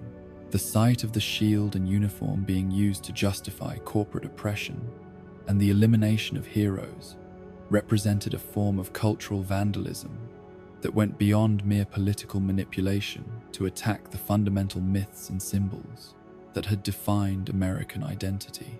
The period of corporate restoration that followed Doom's removal saw the systematic dismantling of the progressive policies and institutional reforms that had characterized his presidency. Environmental protection programs were eliminated or transformed into corporate welfare schemes. Infrastructure projects were abandoned or redirected to serve corporate rather than public interests. And the improved living standards that ordinary citizens had enjoyed were gradually eroded through a combination of inflation, reduced services, and increased corporate extraction of resources. The real-world circumstances that influenced this particular phase of the 2099 publishing line added another layer of irony to the narrative developments. Marvel's decision to fire the editor responsible for overseeing the 2099 titles during a cost-cutting initiative led to the departure of several key creative personnel who had been instrumental in establishing the series' distinctive voice and vision. The corporate interference with the creative process mirrored the themes of corporate oppression that the comics themselves were exploring. The introduction of new titles during this period of decline reflected both editorial desperation and creative confusion about the direction of the 2099 line. X-Nation's focus on the next generation of mutant heroes provided some interesting character development and world-building opportunities, but it also fragmented the line's focus at a time when concentration and coordination were desperately needed. The arrival of the Fantastic Four in 2099 represented an attempt to inject new energy into the failing line by bringing in characters with established popularity and recognition. However, the decision to use the present-day Fantastic Four transported to the future rather than creating 2099 versions of Reed Richards, Sue Storm, Johnny Storm, and Ben Grimm meant that the series never fully integrated with the broader 2099 universe or its themes of corporate oppression and environmental destruction.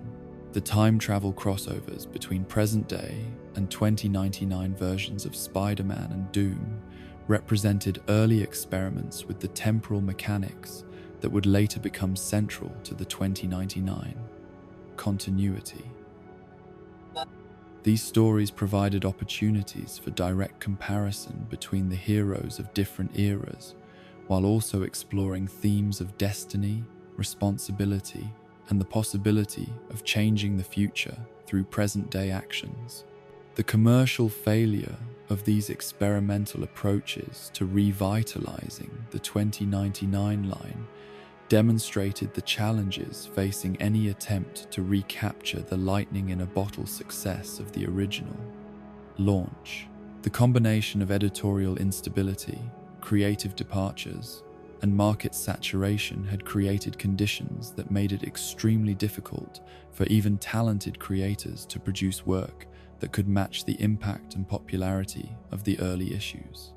The decision to consolidate the remaining 2099 titles into the single World of Tomorrow series represented a last-ditch effort to salvage something from the declining line. The alien invasion storyline that dominated this final phase provided opportunities for spectacular action sequences and epic confrontations, but it also moved the focus away from the corporate oppression themes that had made the original 2099 comics distinctive and socially relevant. The Phalanx invasion and subsequent flooding of North America created apocalyptic conditions that required responses on a scale that individual heroes, no matter how powerful, could not possibly address. The transformation of the familiar 2099 landscape into a water world populated by refugees and survivors represented a fundamental shift in the series' tone and focus that alienated many longtime readers while failing to attract new audiences. The introduction of Atlantean conflicts during this period reflected both the logical consequences of massive flooding and the editorial desire to incorporate more traditional Marvel Universe elements into the 2099 setting. However, the underwater civilizations and their conflicts felt disconnected from the cyberpunk themes and corporate dystopia elements that had defined the line's identity. The brief run of World of Tomorrow demonstrated the difficulty of maintaining reader interest in a series that had lost its distinctive voice and vision. The combination of generic alien invasion plots, environmental disaster scenarios, and traditional superhero team dynamics felt like a betrayal of the original 2099 concept, rather than an evolution or development of its themes.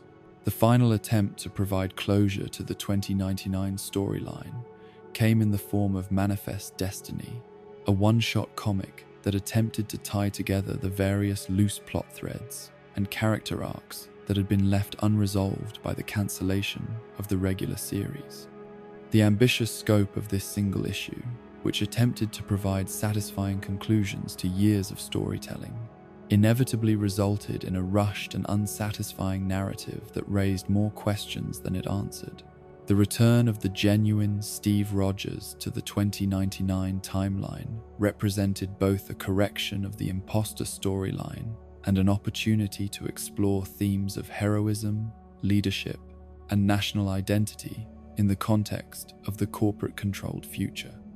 Rogers' assumption of the Thor mantle reflected the deep influence of the Thorite religion on 2099 society, while also providing him with the divine authority necessary to challenge corporate power structures. The revelation of the spatial barrier that had imprisoned humanity within the solar system provided a science fiction explanation for the relative isolation of the 2099 universe from the broader cosmic marvel. Continuity. The barrier's existence suggested that powerful external forces had been monitoring humanity's development and had chosen to intervene only when necessary to prevent the spread of Earth's conflicts to other worlds. The hero's assault on the spatial barrier represented both a literal breaking of chains and a symbolic rejection of the limitations that had been imposed on human potential by both corporate oppression and cosmic intervention. The sight of 2099's greatest champions working together to shoot holes in a wall that surrounded their entire solar system captured both the audacious scope of their ambitions and the collaborative nature of their resistance to oppression.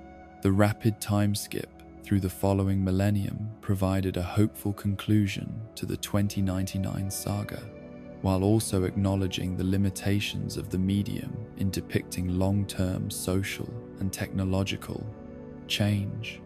The transformation of corporate dystopia into galactic civilization suggested that the hero's sacrifice and struggle had ultimately succeeded in creating conditions for genuine human progress and development. Ghost Rider's ascension to transcendent artificial intelligence represented the logical culmination of Zero Cochrane's journey from human hacker to digital consciousness to mechanical enforcer to cosmic entity. His transformation into a super-god reflected both the series' cyberpunk themes and its ultimate optimism about the potential for consciousness to transcend the limitations of individual mortality and physical existence. The conclusion of the original 2099 timeline left readers with a sense of completion, while also opening possibilities for future exploration of the concepts and characters that had made the series distinctive. The transformation of corporate dystopia into galactic utopia provided a satisfying ending to the hero's struggle, while also demonstrating the long-term consequences of their choices and sacrifices. The conclusion of Manifest Destiny in the late 1990s left the 2099 universe in a state of narrative limbo that would persist for several years. While Marvel continued to reference the cyberpunk future occasionally in other publications, the concentrated focus on that timeline had ended with the cancellation of the dedicated series and the resolution of their major storylines. The corporate-controlled dystopia that had captured readers' imaginations seemed to have run its course, leaving behind only memories of chrome towers and neon-lit streets where heroes had once fought against systematic oppression. The absence of active 2099 publishing during the early 2000s created a vacuum that allowed the concepts and characters to evolve in readers' minds without the complications introduced by ongoing publishing. Storylines. The cyberpunk future became a nostalgic touchstone for fans who remembered the excitement of the original launch and the creative energy that had produced some genuinely innovative takes on familiar superhero archetypes. The distance created by years of non-publication transformed what had been a contemporary experiment into a historical curiosity. When Marvel finally returned to the 2099 concept in 2004, it was not with a continuation of the original timeline, but with a completely separate interpretation that bore the same name while sharing virtually nothing else with its predecessor. Marvel Knights 2099 represented an attempt to capture the commercial appeal of the cyberpunk future brand, while exploring entirely different themes and approaches to the material. The Marvel Knights imprint had established itself as Marvel's venue for more mature, psychologically complex stories that pushed the boundaries of traditional superhero narratives without completely abandoning the genre's core elements. The application of this editorial philosophy to 2099 material seemed like a natural evolution, combining the dystopian setting with the kind of character-driven storytelling that had made the Knights line successful. However, the decision to create an entirely separate 2099 universe, rather than continuing or updating the original timeline, reflected fundamental uncertainty about what had made the original concept successful. Rather than building on the established mythology and character relationships that had resonated with readers, Marvel Knights 2099 started from scratch with new characters, new corporate villains, and new interpretations of familiar concepts. The 5 one-shot comics that comprised Marvel Knights 2099 each focused on a different character, while loosely connecting to an overarching theme about anti-mutant persecution and corporate control. However, the connections between these individual stories were so tenuous that they felt more like a themed anthology than a cohesive shared universe, lacking the interconnected plotting and character crossovers that had made the original 2099 feel like a lived-in world. Mutant 2099 provided the most comprehensive look at this alternate version of the cyberpunk future, establishing a timeline that diverged from the main Marvel continuity through the implementation of a Mutant Registration Act that went far beyond anything previously seen in Marvel Comics. The systematic identification and suppression of mutant abilities from birth created a society where genetic diversity had been artificially constrained for generations, producing a population that was both more homogeneous and more oppressed than the original 2099.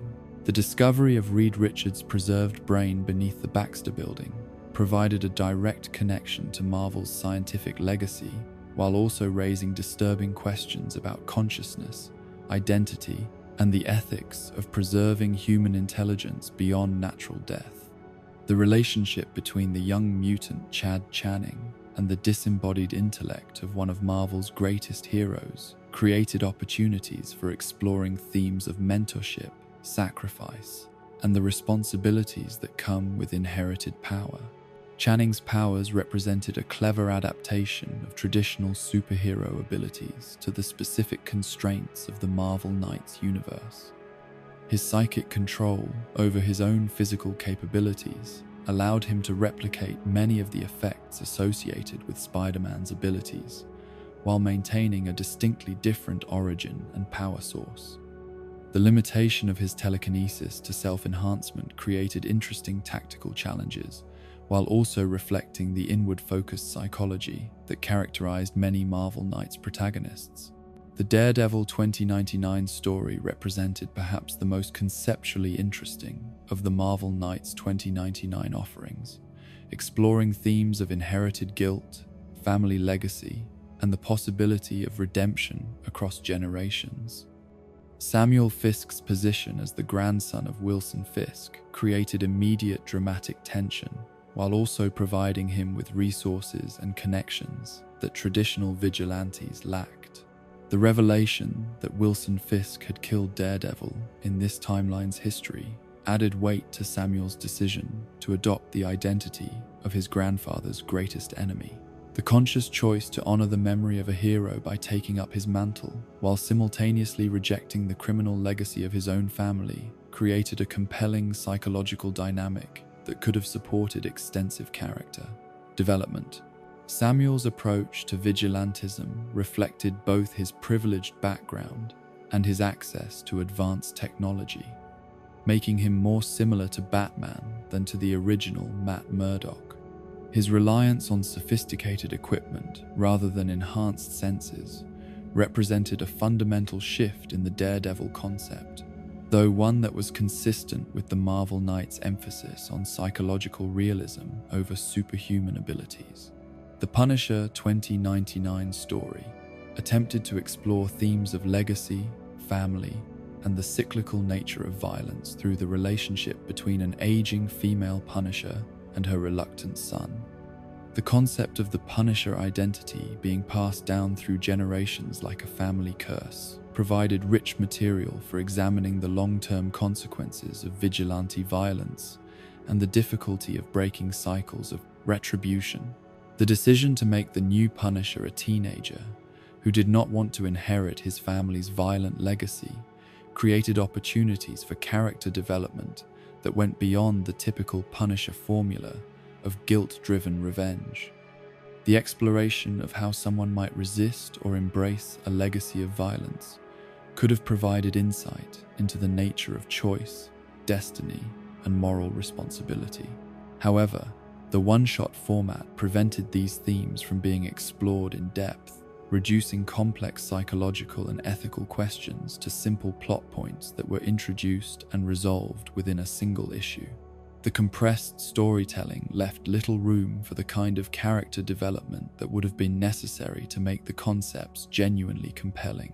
The misleading cover art that depicted the aging Punisher as a young, attractive woman rather than the elderly, the dying character she was in the actual story, reflected the commercial pressures that influenced even the supposedly more mature Marvel Knights line. The decision to prioritize visual appeal over narrative accuracy suggested that the commitment to psychological realism was secondary to marketing considerations. Black Panther 2099 presented what was essentially a political thriller disguised as a superhero story, focusing on international intrigue and colonial exploitation, rather than the technological dystopia that had characterized most previous 2099 material. The conflict between Wakanda and Latveria provided opportunities for exploring themes of African independence and European imperialism, but these themes felt disconnected from the cyberpunk setting that gave 2099 its distinctive identity. The revelation that the entire invasion had been orchestrated by the apparent resistance leader created a cynical conclusion that reflected the moral ambiguity characteristic of Marvel Knights storytelling. However, the twist ending felt arbitrary rather than inevitable, lacking the careful foreshadowing and character development that would have made the betrayal genuinely shocking or meaningful. The absence of any futuristic technology or cyberpunk elements in the Black Panther story raised questions about why it was included in a 2099 anthology at all. The setting could have been any time period, and the conflicts could have occurred in any political context, making it feel like a generic international thriller that happened to be labeled as science fiction. Inhumans 2099 represented the most nihilistic of the Marvel Knights offerings, presenting a scenario where the traditionally isolationist royal family had become space refugees fleeing human persecution. The transformation of the Inhumans from proud monarchs to desperate exiles reflected themes of displacement and cultural survival that were relevant to contemporary global politics. The decision to make Maximus the leader of the refugee Inhumans created an inherently unstable situation that could only end in disaster. The character's history of mental illness and political manipulation made him an unlikely candidate for successful leadership, and his failure was both predictable and tragic. Black Bolt's awakening and subsequent destruction of the Inhuman community represented the logical conclusion of the scenario, while also serving as a metaphor for the self-destructive potential of absolute power. The king's inability to control his voice paralleled his inability to prevent the destruction of everything he sought to protect, creating a circular tragedy that offered no possibility of redemption or hope. The complete elimination of the Inhumans from this timeline felt gratuitously nihilistic, serving no narrative purpose beyond shocking readers with the finality of their destruction. Unlike the meaningful sacrifices and tragic losses that had characterized the best moments of the original 2099, these deaths felt arbitrary and wasteful. The overall failure of Marvel Knights 2099 to capture the appeal of the original series reflected fundamental misunderstandings about what had made the cyberpunk future successful. The focus on individual character studies rather than interconnected storytelling eliminated the sense of a shared world that had made the original feel immersive and believable. The abandonment of the corporate dystopia themes in favor of generic political conflicts removed the social commentary that had given the original 2099 its relevance and edge. Without the systematic oppression of megacorporations serving as a unifying antagonist, the individual stories felt isolated and purposeless. The years following the commercial and critical failure of Marvel Knights 2099 saw only occasional references to the cyberpunk future in other Marvel publications. The concept had lost its momentum and commercial appeal, transforming from an active publishing line into a historical footnote that served mainly as a source of nostalgia for fans who remembered the excitement of the original launch. The industry changes that occurred during the early 2000s created an environment that was increasingly hostile to experimental concepts like 2099. The rise of event-driven storytelling and the emphasis on immediate commercial impact made it difficult for complex world-building projects to find support and resources necessary for long-term success. The next significant attempt to revive the 2099 concept came in 2009 with Timestorm, a story that attempted to bridge the gap between past and future through time travel, rather than creating another separate alternate universe.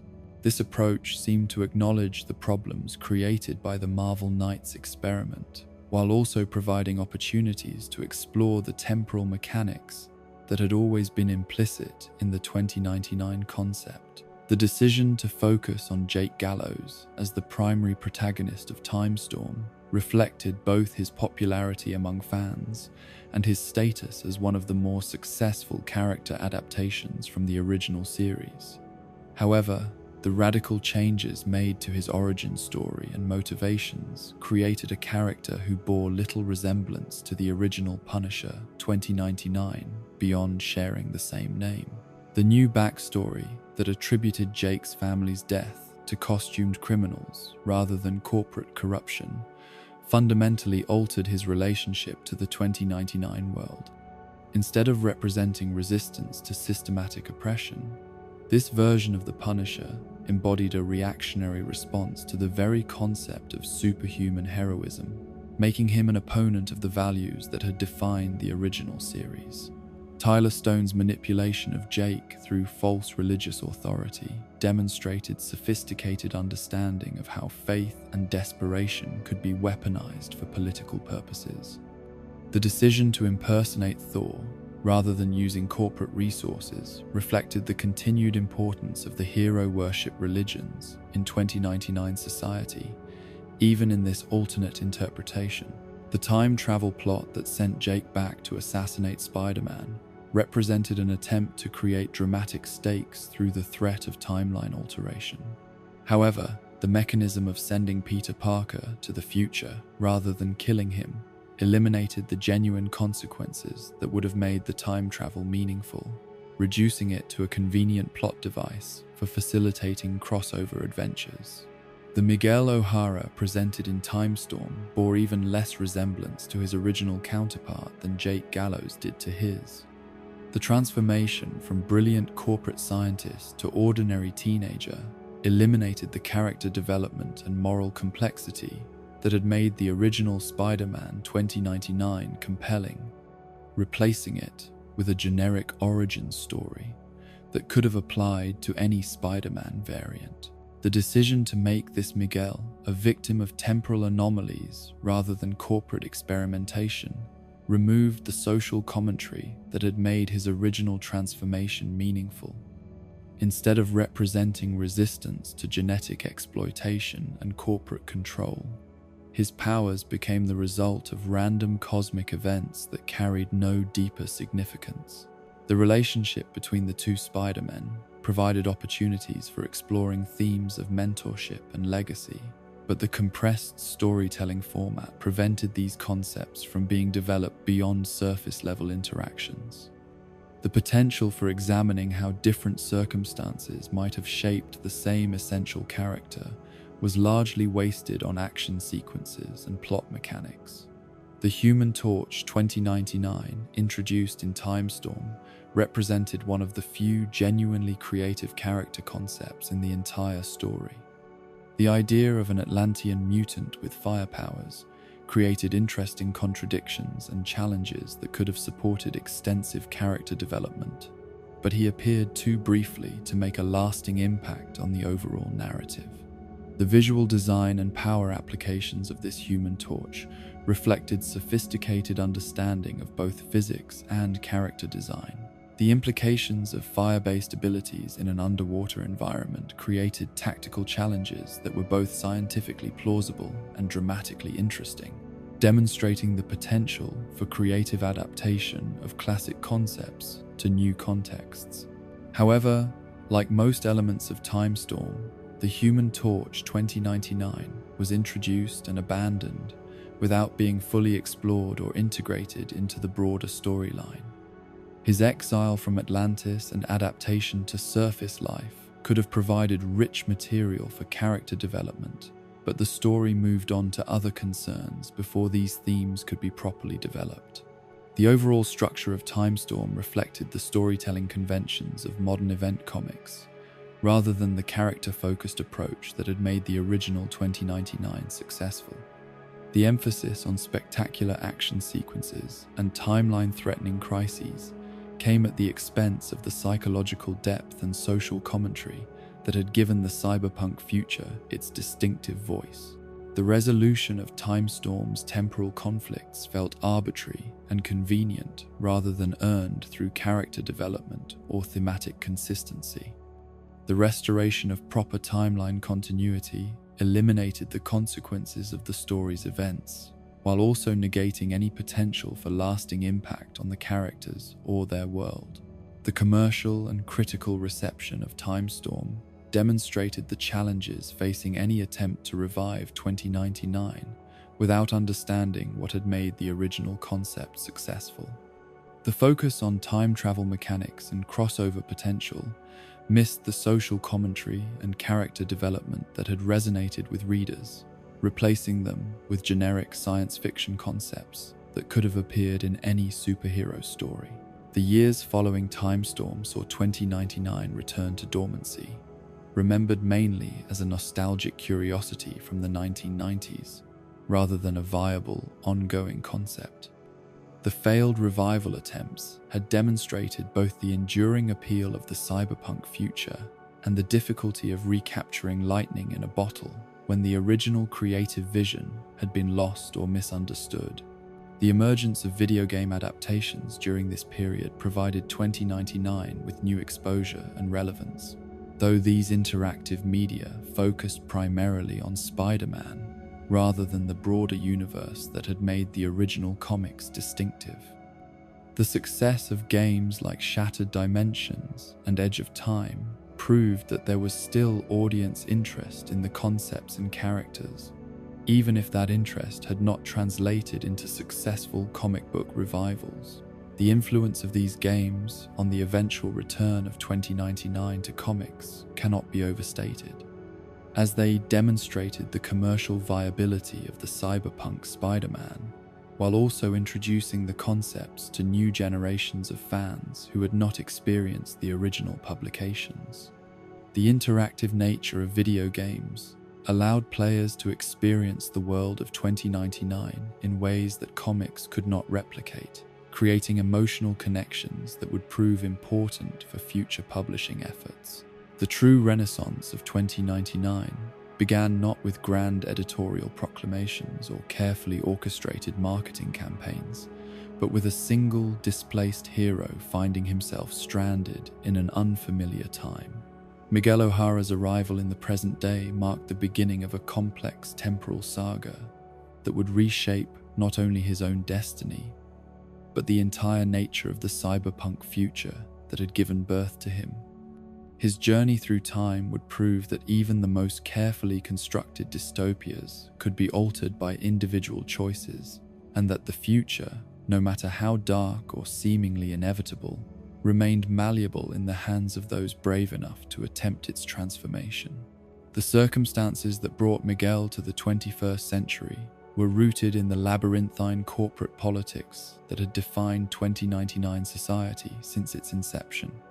Tyler Stone's manipulation of temporal technology represented the logical extension of Alchemax's control over every aspect of human existence, demonstrating that even time itself could become a corporate resource to be exploited for competitive advantage. The Timegate incident that threatened Tiberius Stone's life was both a genuine crisis and an opportunity for Tyler to eliminate troublesome elements from his carefully managed future. The revelation that Tyler Stone was Miguel's father added layers of personal complexity to what might otherwise have been a straightforward rescue mission. The genetic connection between Spider-Man 2099 and one of Alchemax's most powerful executives created moral and practical complications that would influence every aspect of Miguel's subsequent adventures. The father-son relationship, complicated by corporate loyalty, genetic manipulation, and decades of deception, provided rich material for character development, while also serving as a metaphor for the broader themes of family, identity, and corporate control that ran throughout the 2099 universe. Tyler's ignorance of Miguel's secret identity created one of the more interesting ironies in the entire saga, as he unknowingly recruited his own son to help preserve the family line that made his existence possible. The circular logic of temporal causation meant that Miguel's mission to save his ancestor was also a mission to preserve his own timeline, creating stakes that went beyond simple heroic duty to encompass personal survival and the continuation of everything he had ever known. The cooperation between Miguel and Superior Spider-Man during the Timegate crisis represented a meeting of two very different approaches to heroism and responsibility. While both characters shared the Spider-Man name and basic power set, their personalities, methods, and moral frameworks were fundamentally different, reflecting the distinct circumstances that had shaped their development. The temporary partnership provided opportunities for exploring how similar individuals might evolve differently under different social and temporal conditions. The successful resolution of the Timegate incident demonstrated Miguel's capability as both a hero and a temporal operative, but it also revealed the ruthless pragmatism that characterized Tyler Stone's approach to problem-solving. The decision to abandon Miguel in the past was both a betrayal of their family relationship and a strategic move designed to eliminate potential future complications. By stranding Spider-Man 2099 in the 21st century, Tyler ensured that he would no longer be a factor in 2099 politics, while also removing a powerful opponent from his corporate machinations. Miguel's adoption of the alias Michael O'Hara represented a pragmatic approach to identity concealment that acknowledged both the limitations of his situation and the opportunities presented by temporal displacement. The transparent nature of his pseudonym reflected either supreme confidence in his ability to avoid detection or a certain cavalier attitude toward the complexities of time travel that had characterized many of his previous adventures. His infiltration of present-day Alchemax provided him with resources and information, while also allowing him to influence the corporate policies that would eventually shape his original timeline. The integration of Miguel into present-day Marvel continuity created opportunities for exploring how a hero from a dystopian future might adapt to a world where corporations had not yet achieved complete dominance over society. His knowledge of potential future developments gave him advantages in combating present-day threats, but it also burdened him with the responsibility of preventing the worst excesses of corporate control without fundamentally altering the timeline in ways that might prevent his own existence. The first Spider-Verse event represented Miguel's introduction to the broader multiverse of Spider-Man variants, providing him with allies and perspectives that had been impossible in the isolated corporate dystopia of his origin. The discovery that his timeline was designated Earth 928 within the larger multiversal framework placed 2099 within a broader context of alternate realities and temporal possibilities. The treatment of 2099 as both an alternate universe and a future timeline during Spider-Verse reflected the editorial uncertainty about how to categorize Miguel's reality within Marvel's increasing complex continuity structure. The flexibility of treating it as either a separate dimension or a potential future, depending on narrative requirements, provided storytelling opportunities, while also creating confusion about the fundamental nature of temporal causation within the Marvel Universe. Miguel's role as a key player in the Spider-Verse conflicts demonstrated his evolution from isolated corporate resistance fighter to multiversal hero capable of operating on cosmic scales. His experiences with alternate versions of himself and other spider heroes provided him with new perspectives on heroism, responsibility, and the nature of identity that would influence his subsequent development. The construction of multiversal transportation technology during the Spider-Verse event provided Tyler Stone with the opportunity he needed to extend his temporal manipulations beyond simple time travel to full multiversal exploration. His espionage on the spider hero's technological developments revealed both the sophisticated surveillance capabilities available to 2099 corporations and the continued relevance of corporate competition even in the face of multiversal threats. Tyler's acquisition and modification of the multiversal travel technology represented a significant escalation in his ability to manipulate temporal and dimensional forces for personal advantage. The transformation of what had been a heroic tool for protecting the multiverse into a corporate asset for advancing Alchemax's interests demonstrated the corrupting influence of corporate priorities on even the most beneficial technologies. The revelation that Tyler Stone had used his enhanced temporal capabilities to travel back in time and alter the past created one of the most complex causation loops in Marvel continuity. His decision to become the leader of a terrorist organization represented both a strategic move designed to advance his corporate interests and a fundamental misunderstanding of how temporal manipulation might affect the timeline he was attempting to preserve.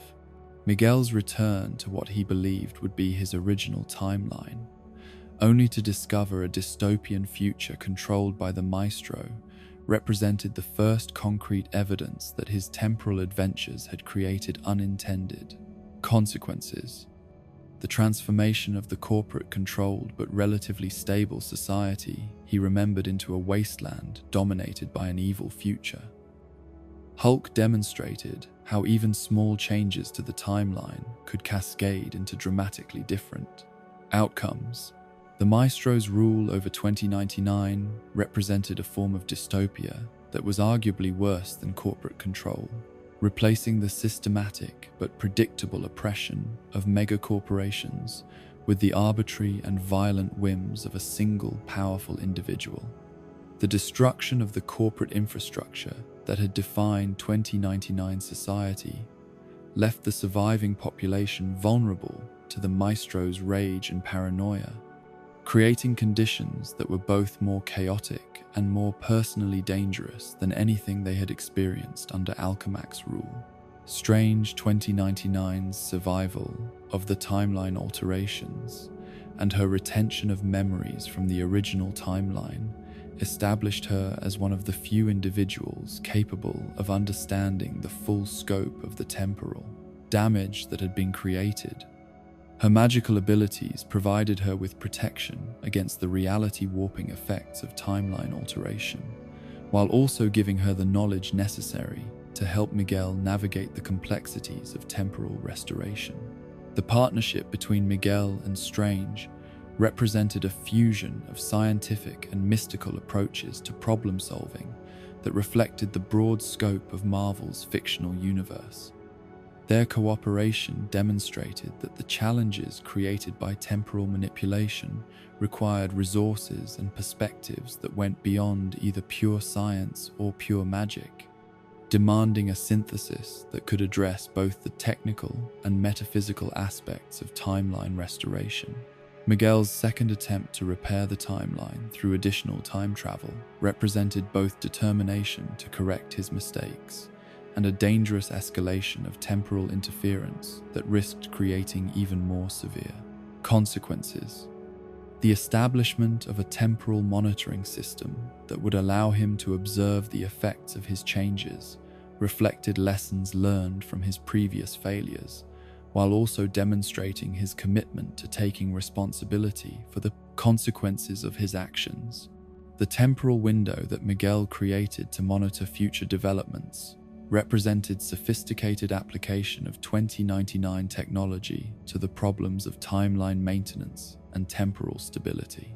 However, the decision to maintain a constant connection between past and future also created vulnerabilities that could be exploited by enemies with access to temporal travel capabilities. The infiltration of present-day events by temporal villains demonstrated the inherent risks associated with maintaining open connections between different time periods. The arrival of future bounty hunters in the present created immediate threats that had to be addressed, while also revealing the broader consequences of temporal interference for timeline stability. Miguel's third encounter with an altered timeline revealed the creation of yet another dystopian future, this one dominated by the Sinister Six rather than corporate interests or individual tyrants. The transformation of Spider-Man's traditional enemies into the rulers of 2099 society represented both a personal challenge for Miguel and a demonstration of how timeline alterations could fundamentally change the balance of power between heroes and villains. The Sinister Six's success in outlawing superheroes entirely created a form of oppression that was more targeted and ideologically driven than either corporate control or individual tyranny. Their systematic elimination of heroic activity represented an attempt to reshape society according to villainous values, rather than simply exploiting existing power structures for personal gain. Miguel's growing understanding of timeline alteration and its consequences led him to develop more sophisticated approaches to temporal repair that took into account the complex interactions between different historical changes. His ability to trace the causation chains that led to each alternate timeline demonstrated both his intellectual growth and his increasing expertise in temporal mechanics. The interruption of Miguel's timeline restoration efforts by the Secret Wars event represented one of the most dramatic examples of how company-wide crossover events could derail individual character storylines and force creators to adapt their narratives to editorial mandates. The destruction of the multiverse and its reconstruction as Battleworld eliminated the temporal complexities that had been driving Miguel's adventures, while also providing new opportunities for exploring 2099 concepts within different frameworks. The 2099 domain within Battleworld represented a version of the cyberpunk future that combined elements from multiple previous iterations, while also introducing new concepts and character relationships.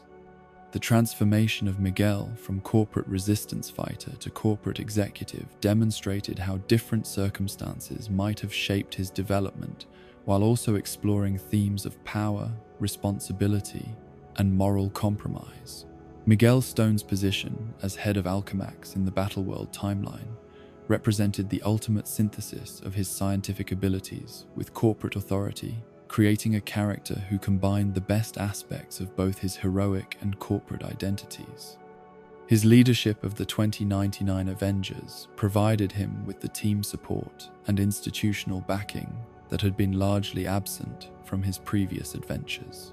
The 2099 Avengers roster reflected both classic team dynamics and specific adaptations to the cyberpunk setting, creating a group that was both familiar and distinctively futuristic.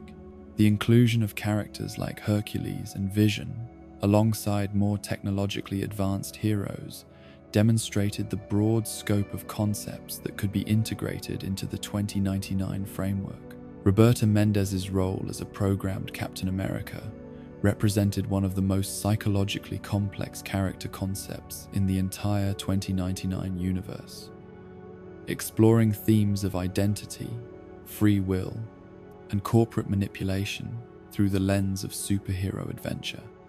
Her dual existence as civilian employee and activated hero created opportunities for examining how individual agency might be compromised by external control, while also addressing questions about the nature of heroic identity.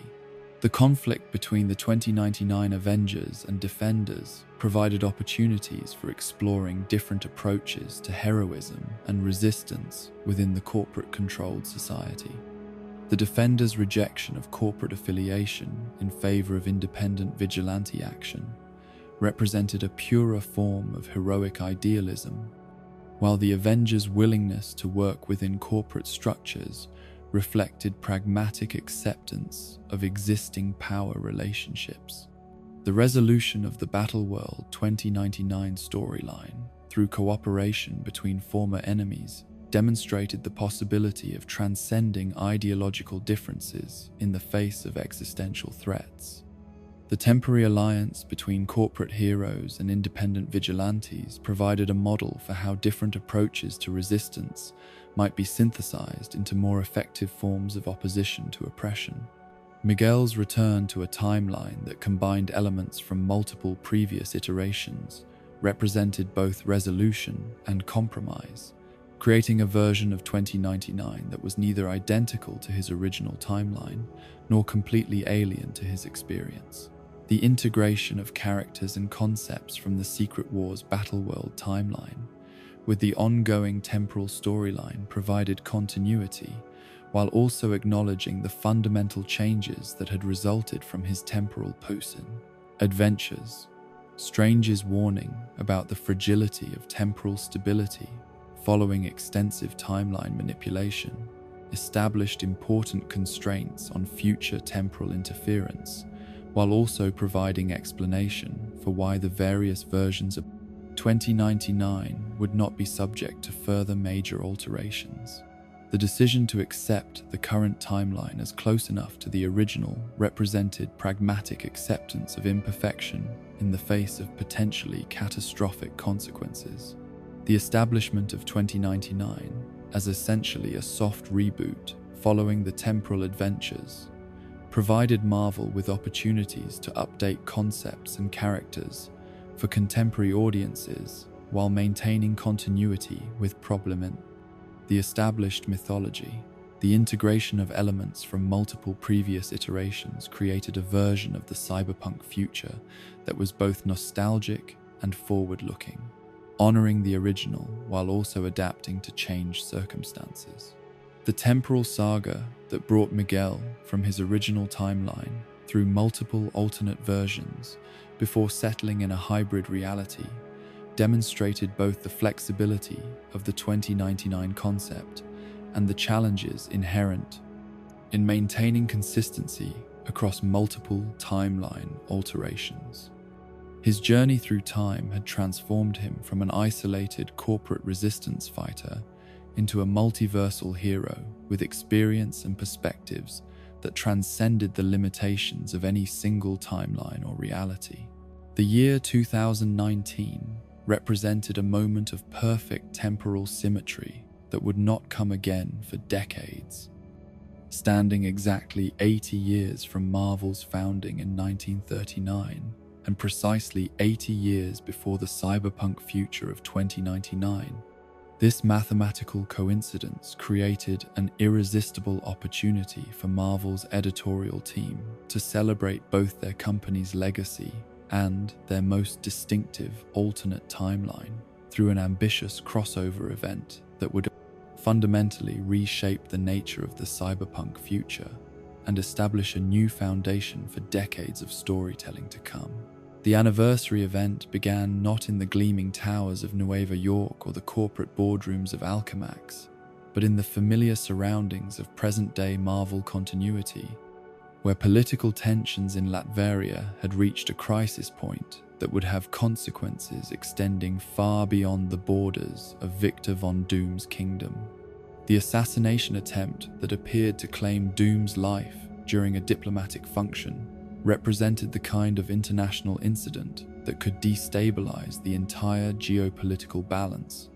But the revelation that followed demonstrated both Doom's paranoid preparation and Spider-Man's casual familiarity with the dictator's methods. Peter Parker's irreverent approach to unmasking the assassinated figure, simply ripping off the head to reveal the mechanical components beneath, reflected years of experience dealing with Doom's tendency to use robotic duplicates for dangerous public appearances. The matter-of-fact nature of this revelation suggested that Doombot deception had become so routine that even opposing heroes had grown weary of the theatrical misdirection that Doom employed to protect his actual person from harm. The arrival of Miguel O'Hara at this moment of crisis represented more than simple coincidence or narrative convenience, demonstrating the continued connection between present-day events and their future consequences in the timeline that had produced Spider-Man 2099. His cryptic warning about the future always changing served as both exposition about temporal mechanics and foreshadowing of the massive alterations that were about to reshape the entire continuum. Miguel's abrupt disappearance after delivering his warning, accompanied by the warping effects that suggested temporal displacement, established the mysterious and cosmic scope of the events that were beginning to unfold. His knowledge of future consequences that had not yet occurred in the present timeline created dramatic irony that would drive much of the subsequent storyline, while also demonstrating the continued relevance of 2099 concepts to ongoing Marvel continuity. The revelation that the real Victor Von Doom had survived the assassination attempt and was preparing for retaliation represented an escalation of the crisis from international incident to global catastrophe. Doom's rage at the violation of diplomatic immunity and the attempt on his life transformed what might have been a manageable political situation into a personal vendetta with potentially unlimited scope and devastating consequences. Doom's subsequent rampage through New York City demonstrated both his incredible individual power and his willingness to escalate conflicts beyond any reasonable proportion when his pride and authority were challenged. The systematic destruction he unleashed on one of the world's most important cities served notice that he would not tolerate any challenge to his sovereignty, regardless of the collateral damage that his retaliation might cause. The decision to eliminate heroes as a concept, rather than simply defeating individual opponents, revealed the scope of Doom's ambitions and his understanding of systematic change. Rather than engaging in endless conflicts with successive generations of heroes, he chose to attack the very idea of heroism itself, recognizing that cultural and psychological transformation would be more effective than purely physical conquest. Reed Richards' attempt to negotiate with Doom during this crisis represented both heroic responsibility and tragic overconfidence in the power of rational discourse to resolve conflicts driven by wounded pride and absolute power. The confrontation between Marvel's greatest scientific mind and its most dangerous intellect was inevitable, but Reed's assumption that reason could prevail over rage demonstrated a fundamental misunderstanding of Doom's psychological state. The battle that erupted between Reed and Doom escalated beyond personal combat when it moved onto Doom's time platform, one of the most iconic pieces of technology in Marvel history, and a device whose importance to temporal storytelling could hardly be overstated. The platform's activation during their struggle transported both combatants through time, while also creating side effects that would complicate their relationship and alter their memories in ways that would influence every subsequent event. The temporal displacement that brought both Reed and Doom to the late 2090s created a situation where two of Marvel's most brilliant minds were operating in an unfamiliar future while dealing with fragmented memories and confused identities. The memory alterations that affected both men, but particularly Reed, created opportunities for character development and plot complications that would drive the entire subsequent narrative. The post-apocalyptic wasteland that greeted the time-displaced heroes revealed that the cyberpunk corporate dystopia of the original 2099 had been replaced by something even more desolate and hopeless. The transformation of the familiar corporate-controlled society into a genuine wasteland suggested that some catastrophic event had occurred between the established 2099 timeline and this new version of the future. The mystery of what had caused this devastation was gradually revealed through Doom's exploration of the changed world and his eventual arrival in what remained of Latveria. The transformation of his beloved homeland into a region called the Ravage reflected both the scope of the disaster that had befallen the world and Doom's personal stake in the events that would unfold. The revelation that Reed Richards, his memories altered and his identity confused, had been wandering through the wasteland, believing himself to be Doom, represented one of the most psychologically complex developments in the entire storyline. The fusion of Reed's scientific brilliance with false memories of Doom's experiences created a hybrid personality that combined the best and worst aspects of both characters. The real Doom's establishment of himself in this future timeline and his preparation for a grand plan to reshape the world demonstrated both his adaptability and his fundamental consistency as a character. Regardless of the circumstances or time period, Victor Von Doom remained committed to imposing his vision of order on a chaotic universe, using whatever resources and methods were available to achieve his goals. The scope of Doom's plan to fix the world extended far beyond simple political conquest, or technological solutions to encompass fundamental alterations to human consciousness and historical memory. His decision to erase all knowledge of the heroic age represented the most ambitious act of cultural engineering ever attempted in Marvel continuity, transforming the very nature of human civilization. The method Doom chose for implementing his memory alteration combined his mastery of both mystical and scientific principles, demonstrating the breadth of his knowledge and his willingness to use any available tool to achieve his objectives. The involvement of the Watcher in this scheme revealed both the cosmic scope of the plan and the moral ambiguity that could result when absolute power was combined with genuinely beneficial intentions. The erasure of heroic memories from human consciousness was not simply destructive, but represented Doom's attempt to eliminate what he saw as the root cause of humanity's cyclical conflicts. By removing knowledge of heroes and villains from human memory, he sought to prevent the repetition of the destructive patterns that had led to the Great Cataclysm and the subsequent corporate dystopia. The psychological and cultural effects of Doom's memory spell created a 2099 that was superficially similar to previous versions, but fundamentally different in its relationship to the past. Without conscious knowledge of the heroic age, the population had developed different cultural patterns, social structures, and spiritual beliefs that reflected their collective unconscious memories of forgotten legends. The gradual weakening of Doom's spell over time created the perfect narrative framework for a new iteration of 2099, as suppressed memories began to resurface in the form of myths, dreams, and religious visions. This process provided opportunities for exploring themes of cultural memory, historical continuity, and the resilience of human idealism in the face of systematic oppression. The emergence of hero worship religions in this new timeline represented the return of suppressed cultural patterns in disguised forms, as humanity's need for heroic figures and moral exemplars reasserted itself despite the artificial barriers that had been erected to prevent such developments.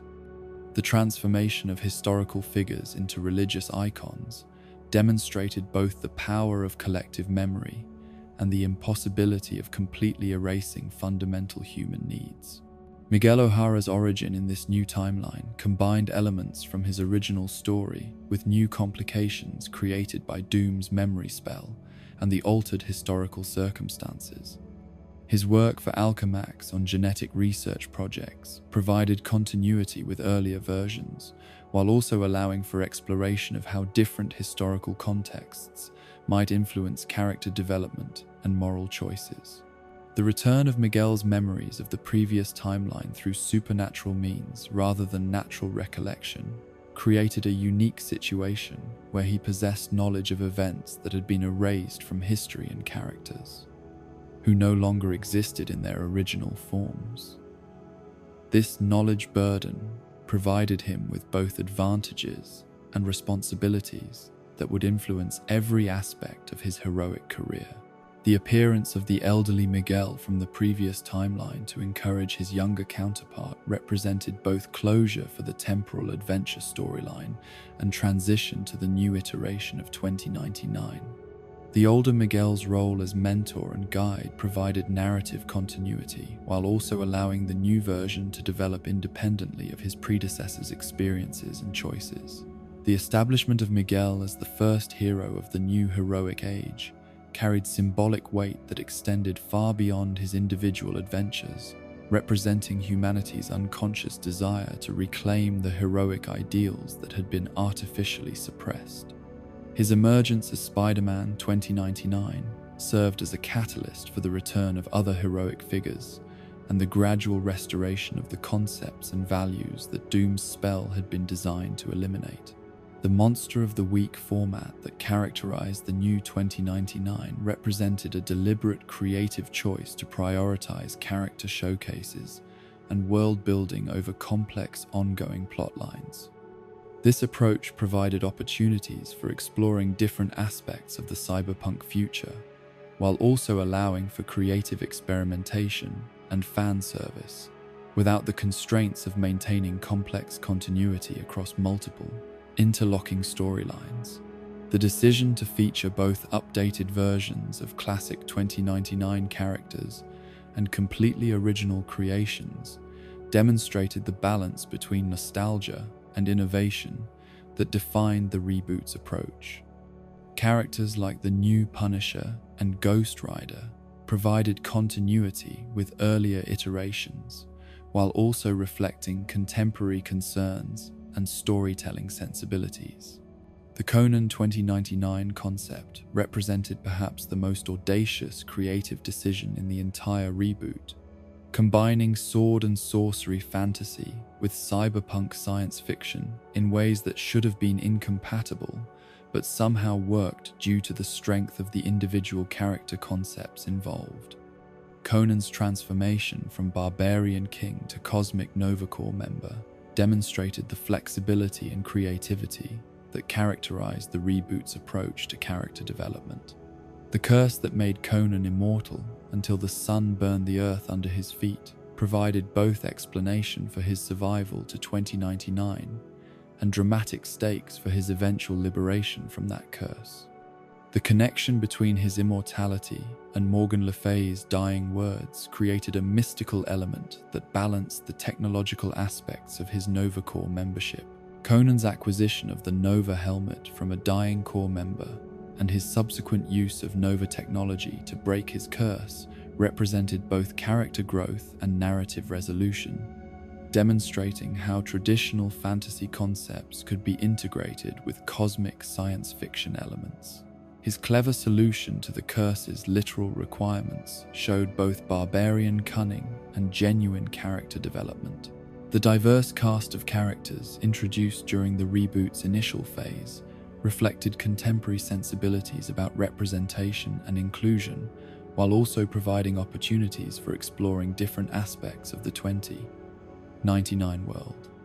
Each character brought unique perspectives, abilities, and backgrounds that enriched the overall tapestry of the cyberpunk future.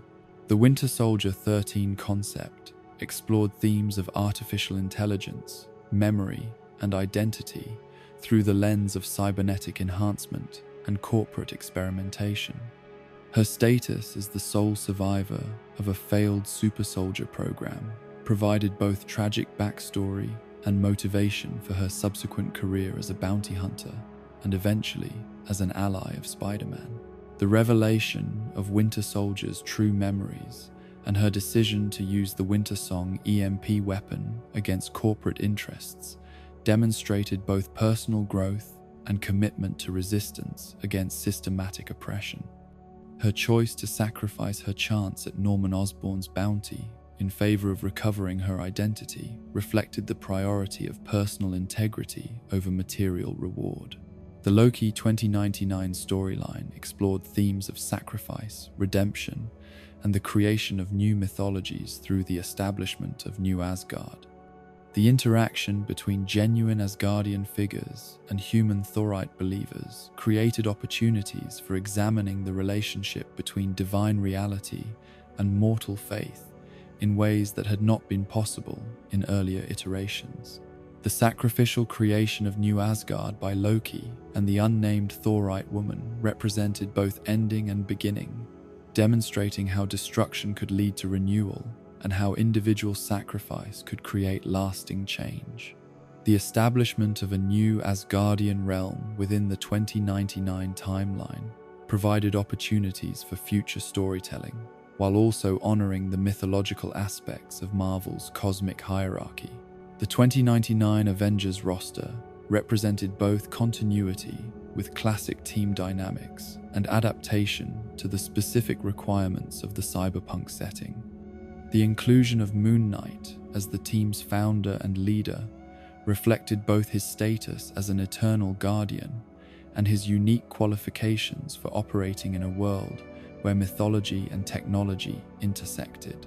The diversity of the Avengers roster, including characters like Roberta Mendez's Captain America and updated versions of Hulk and other classic heroes, demonstrated the reboot's commitment to representing different perspectives and approaches to heroism. Each team member brought unique abilities and viewpoints that contributed to the overall effectiveness of the group, while also providing opportunities for individual character development. The X-Men 2099 represented perhaps the most ambitious attempt to balance nostalgia with innovation, combining classic mutant themes with contemporary social concerns and cyberpunk aesthetics. The team's massive roster provided opportunities for showcasing a wide variety of powers and personalities, while also exploring the continued relevance of mutant metaphors in a corporate-controlled future. The establishment of Oasis X as a mutant sanctuary within the Celestial Garden created both physical location for X-Men adventures and thematic connection to the cosmic forces that had shaped Marvel history.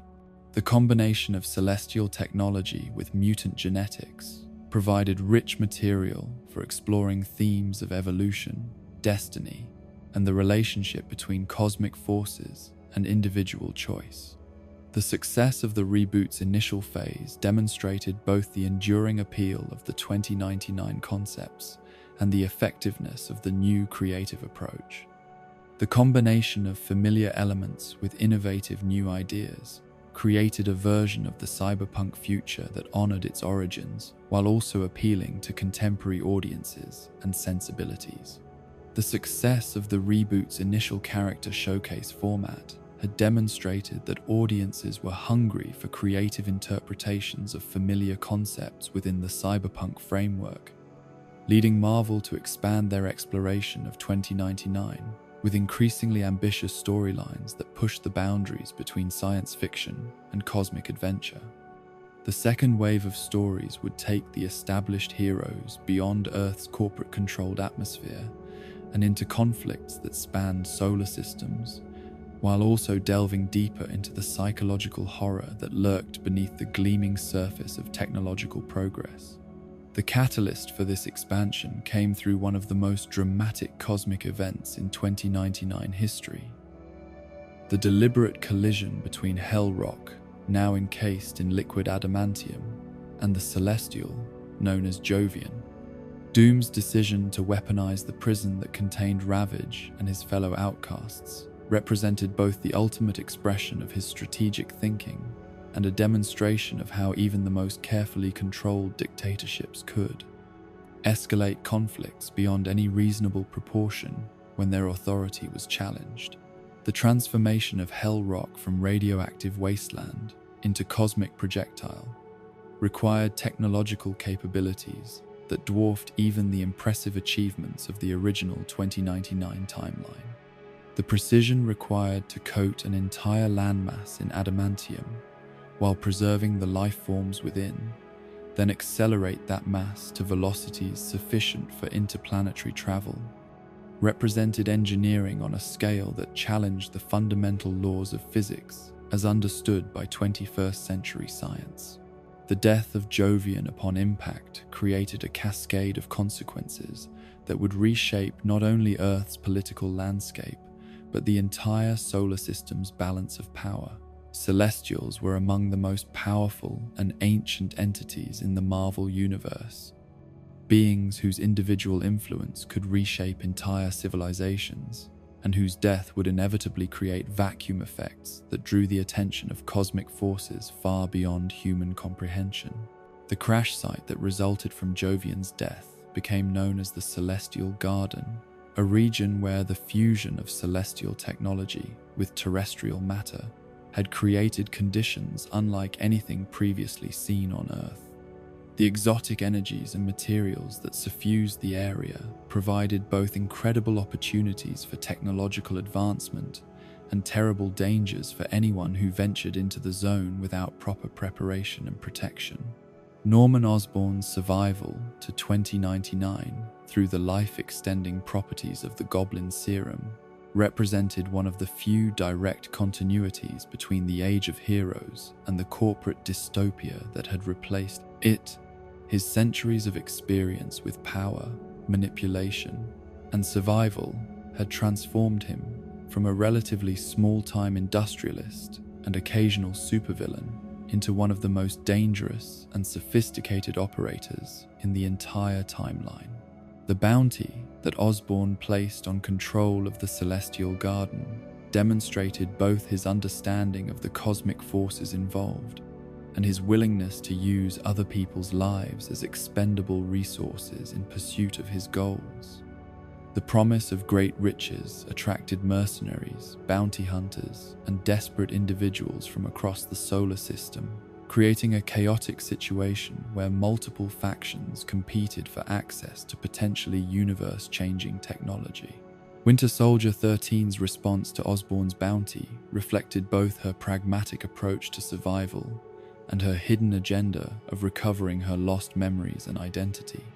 Her status as the sole survivor of Russia's cyborg super soldier program had given her both the capabilities necessary to compete with other bounty hunters and the personal stakes that would ultimately drive her to make choices based on identity rather than profit. The data drive that could restore Winter Soldier's memories represented more than simple personal history. It contained the key to understanding how corporate and national interests had manipulated individual lives for strategic purposes. Her decision to prioritize personal truth over financial gain demonstrated the kind of character development that elevated the reboot beyond simple action sequences to explore themes of identity, memory, and the price of technological enhancement. The Winter Song EMP weapon that Winter Soldier deployed against Osborn's forces represented both her Russian military training and her understanding of how technological superiority could be neutralized through strategic application of the right countermeasures. The widespread disruption of electronic systems in the region served both her immediate tactical needs and her broader goal of preventing corporate exploitation of celestial resources. The emergence of Crossbones 2099 as a cyborg mercenary working for Osborn provided opportunities for exploring how traditional Marvel villains might evolve and adapt to the technological constraints and opportunities of possible. The cyberpunk future. His role as an enforcer and operative demonstrated both continuity with his historical function and adaptation to the specific requirements of 2099 corporate warfare.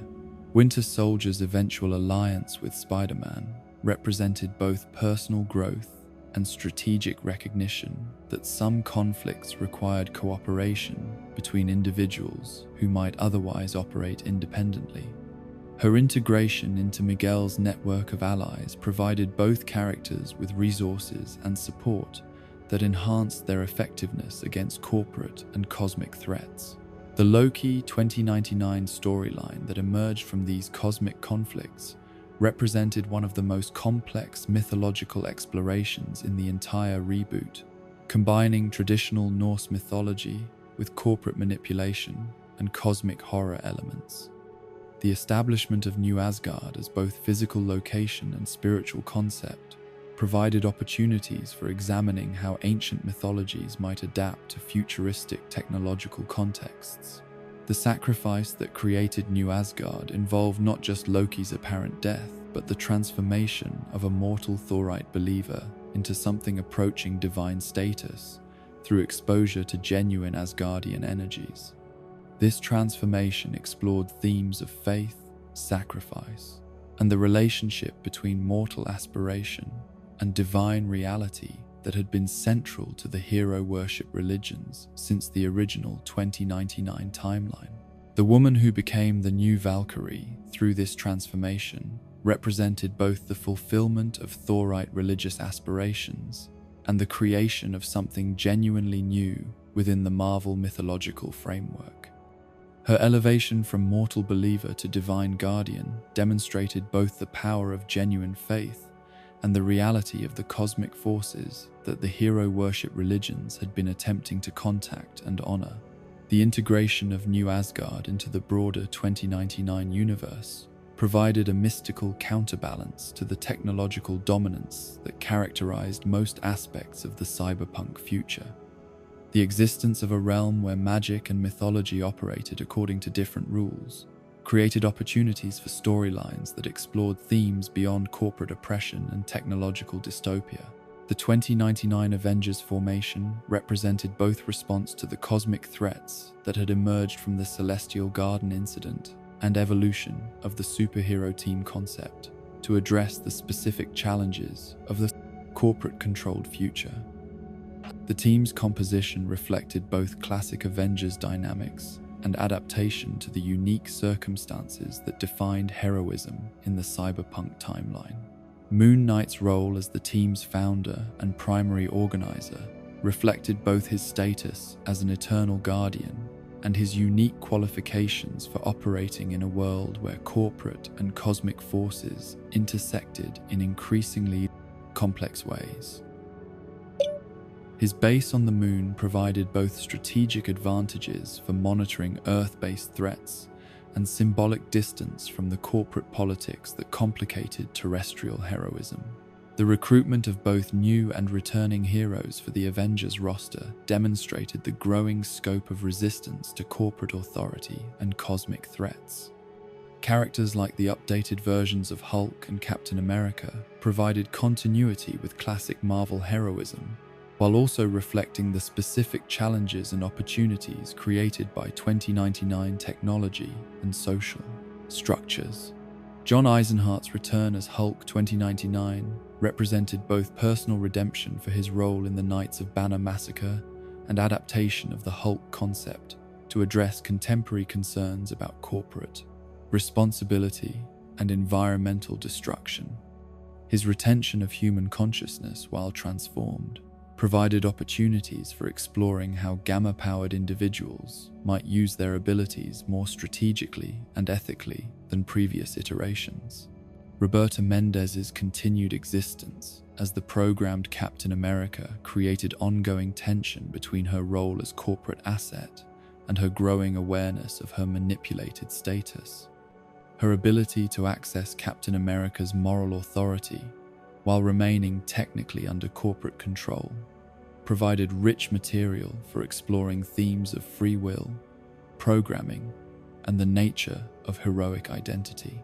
The diversity of the Avengers roster extended beyond simple representation to include genuinely different approaches to heroism and problem-solving. Characters like Tashamba as Black Panther brought international perspectives and resources, while others like Rowena Stern as Captain Marvel provided cosmic-level capabilities that were essential for addressing threats on the scale represented by celestial technology and alien invasions. The X-Men 2099 represented perhaps the most ambitious attempt to adapt mutant themes to the corporate dystopia framework, while also addressing contemporary social justice concerns. The team's massive roster provided opportunities for exploring different aspects of the mutant experience, while also demonstrating the continued relevance of diversity and inclusion themes in futuristic contexts. The integration of both classic X-Men characters and entirely new creations reflected the balance between nostalgia and innovation that characterized the reboot's approach to established concepts. Characters like Rogue and Cable provided direct connections to Marvel's mutant mythology, while new characters, like the updated Cyclops and Phoenix, represented fresh takes on familiar power sets and relationships.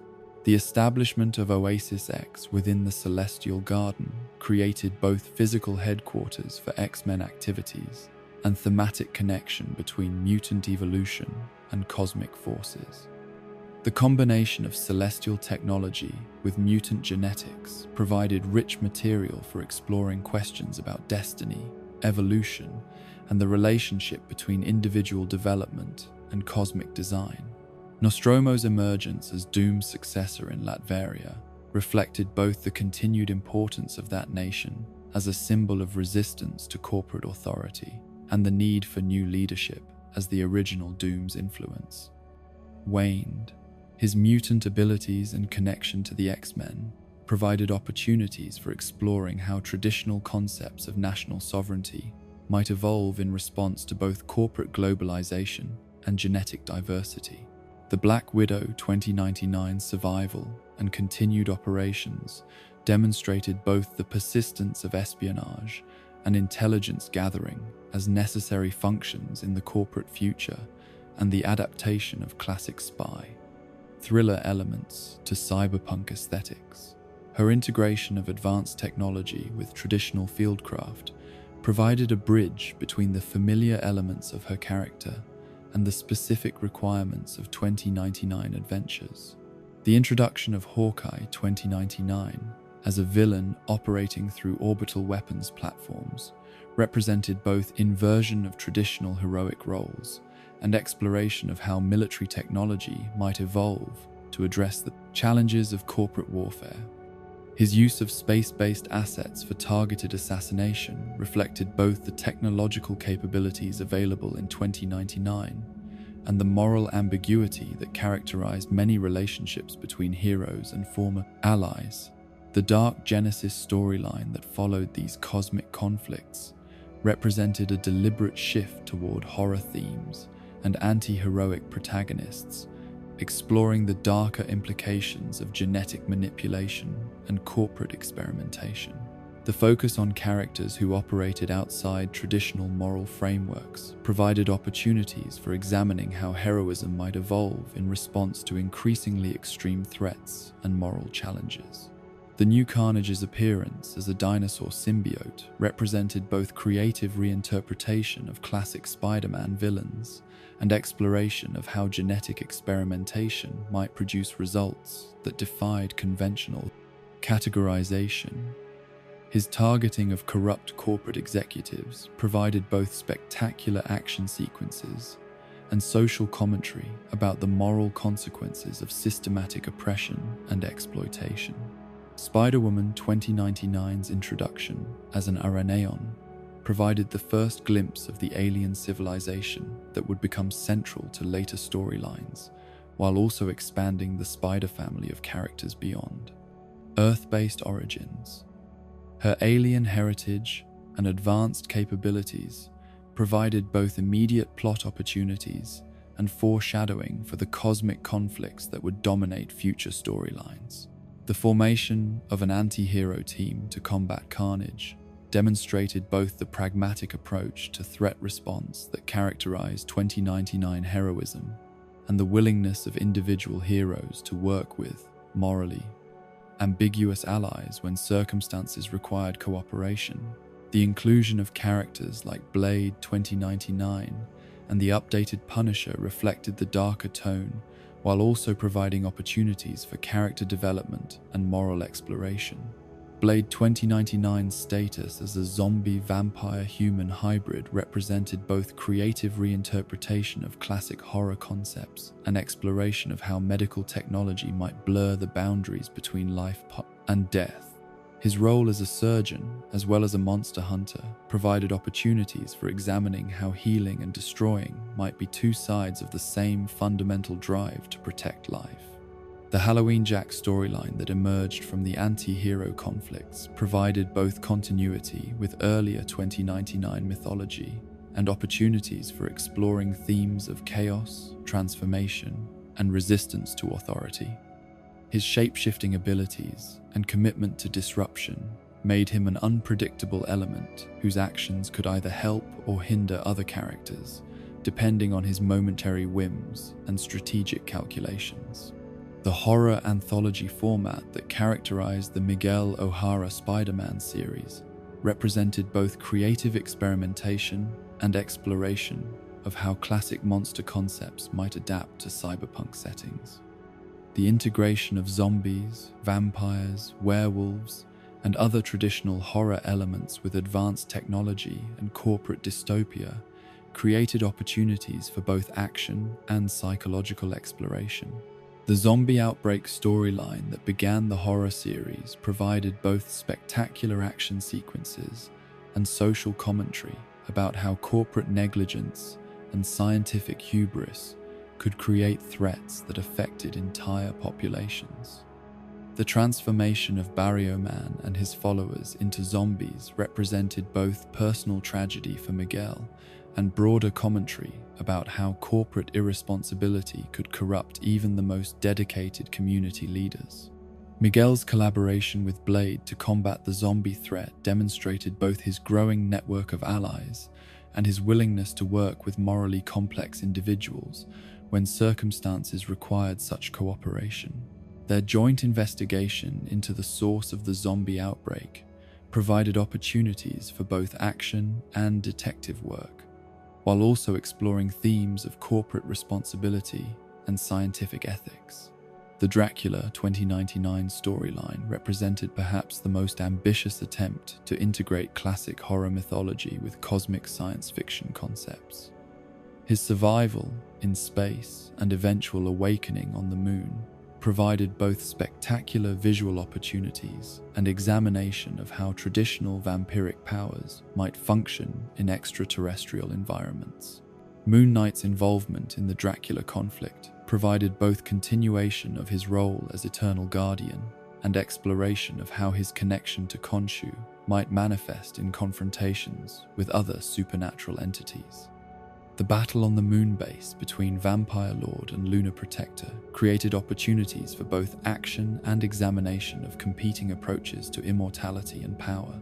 The revelation of space vampires and their connection to Earth's vampiric history provided both expansion of the 2099 universe beyond terrestrial boundaries and set up for the cosmic conflicts that would dominate later storylines. The existence of an entire vampiric civilization in space created threats and opportunities that would require cooperation between multiple heroes and organizations to address effectively.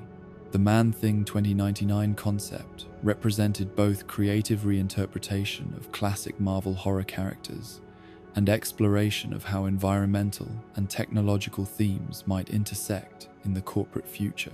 His origin through celestial technology rather than mystical swamp energies provided both continuity with established concepts and adaptation to the specific requirements of cyberpunk storytelling.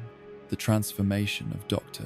Grey into Man-Thing through exposure to celestial enhanced waters in Oasis X created both personal tragedy and powerful metaphor for how corporate irresponsibility could transform individuals in ways that served broader environmental and social justice themes.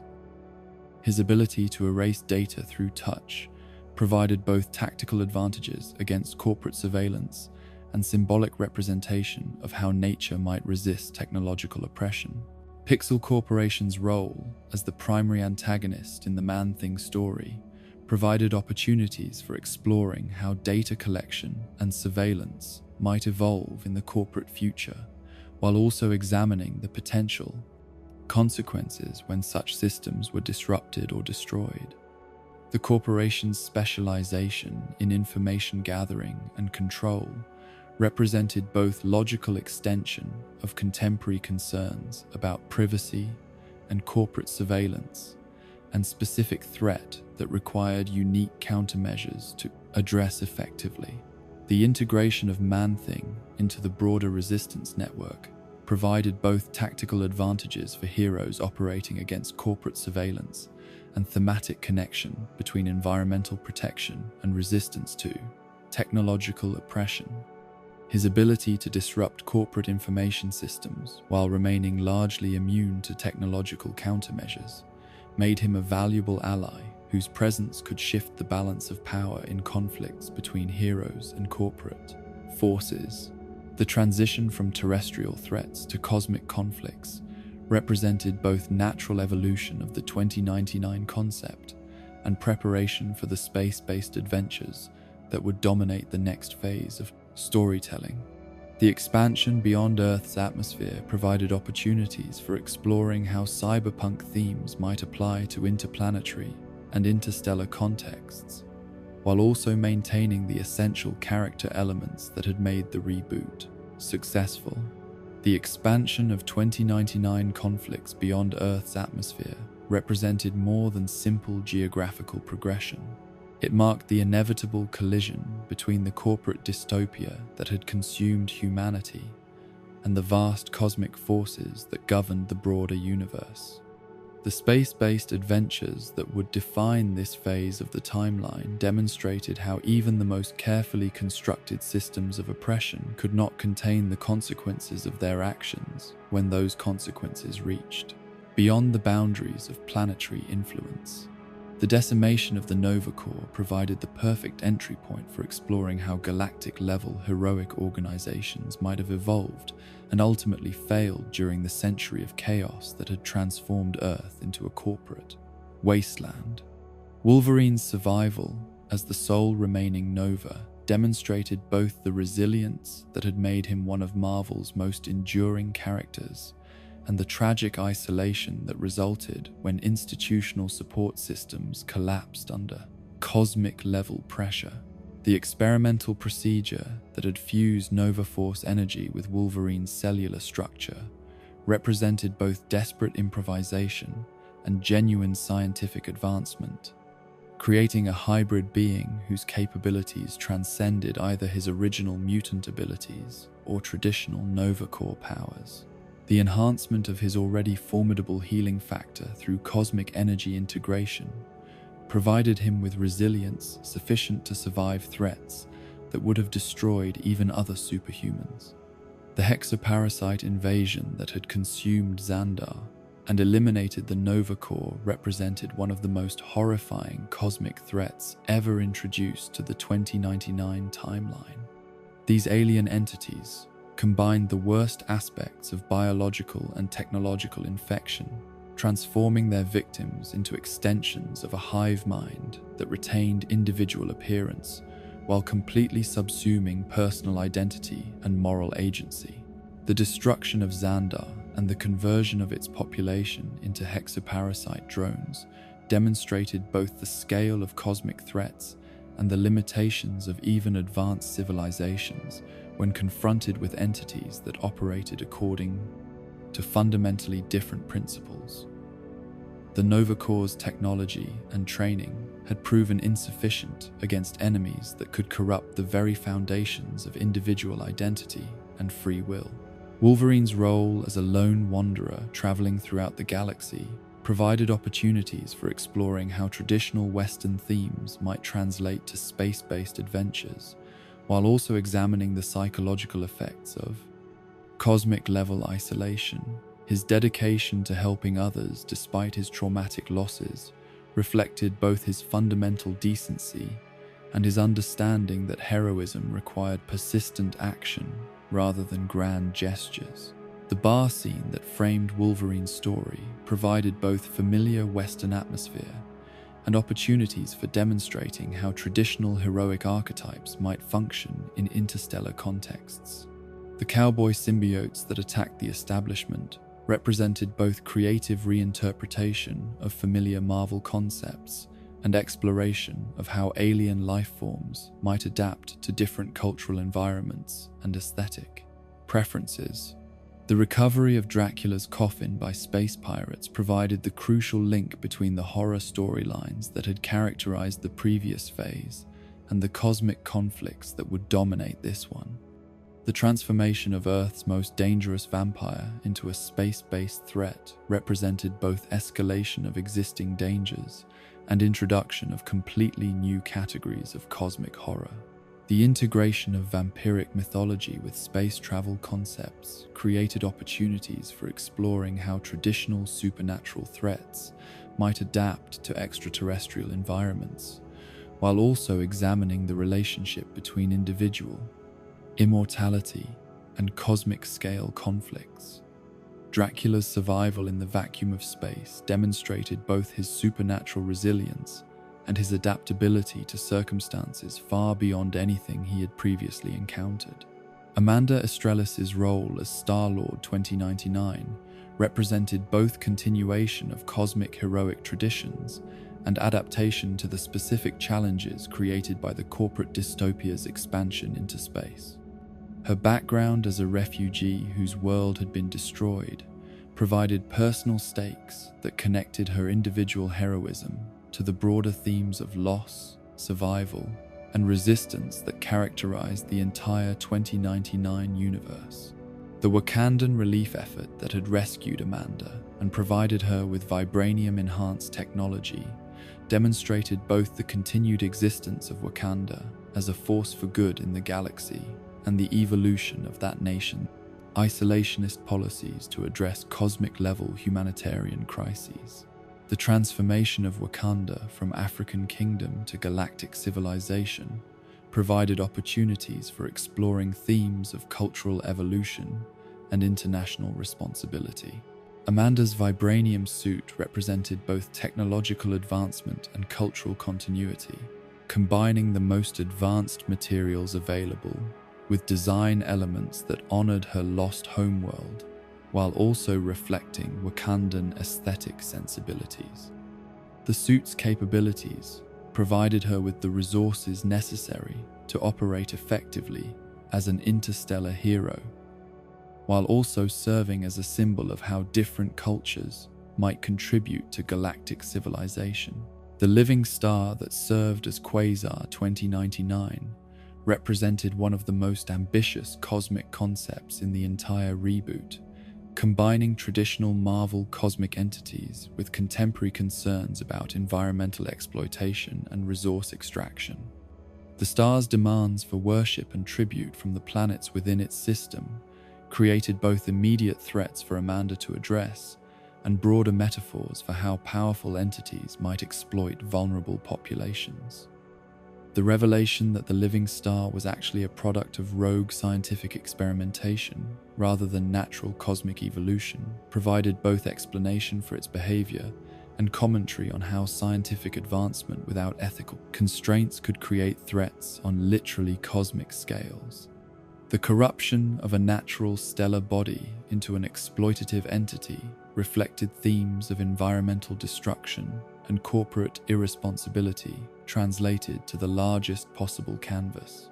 Amanda's solution to the living star crisis through technological sabotage rather than direct confrontation demonstrated both her strategic thinking and her understanding that some problems required precision rather than power to solve effectively.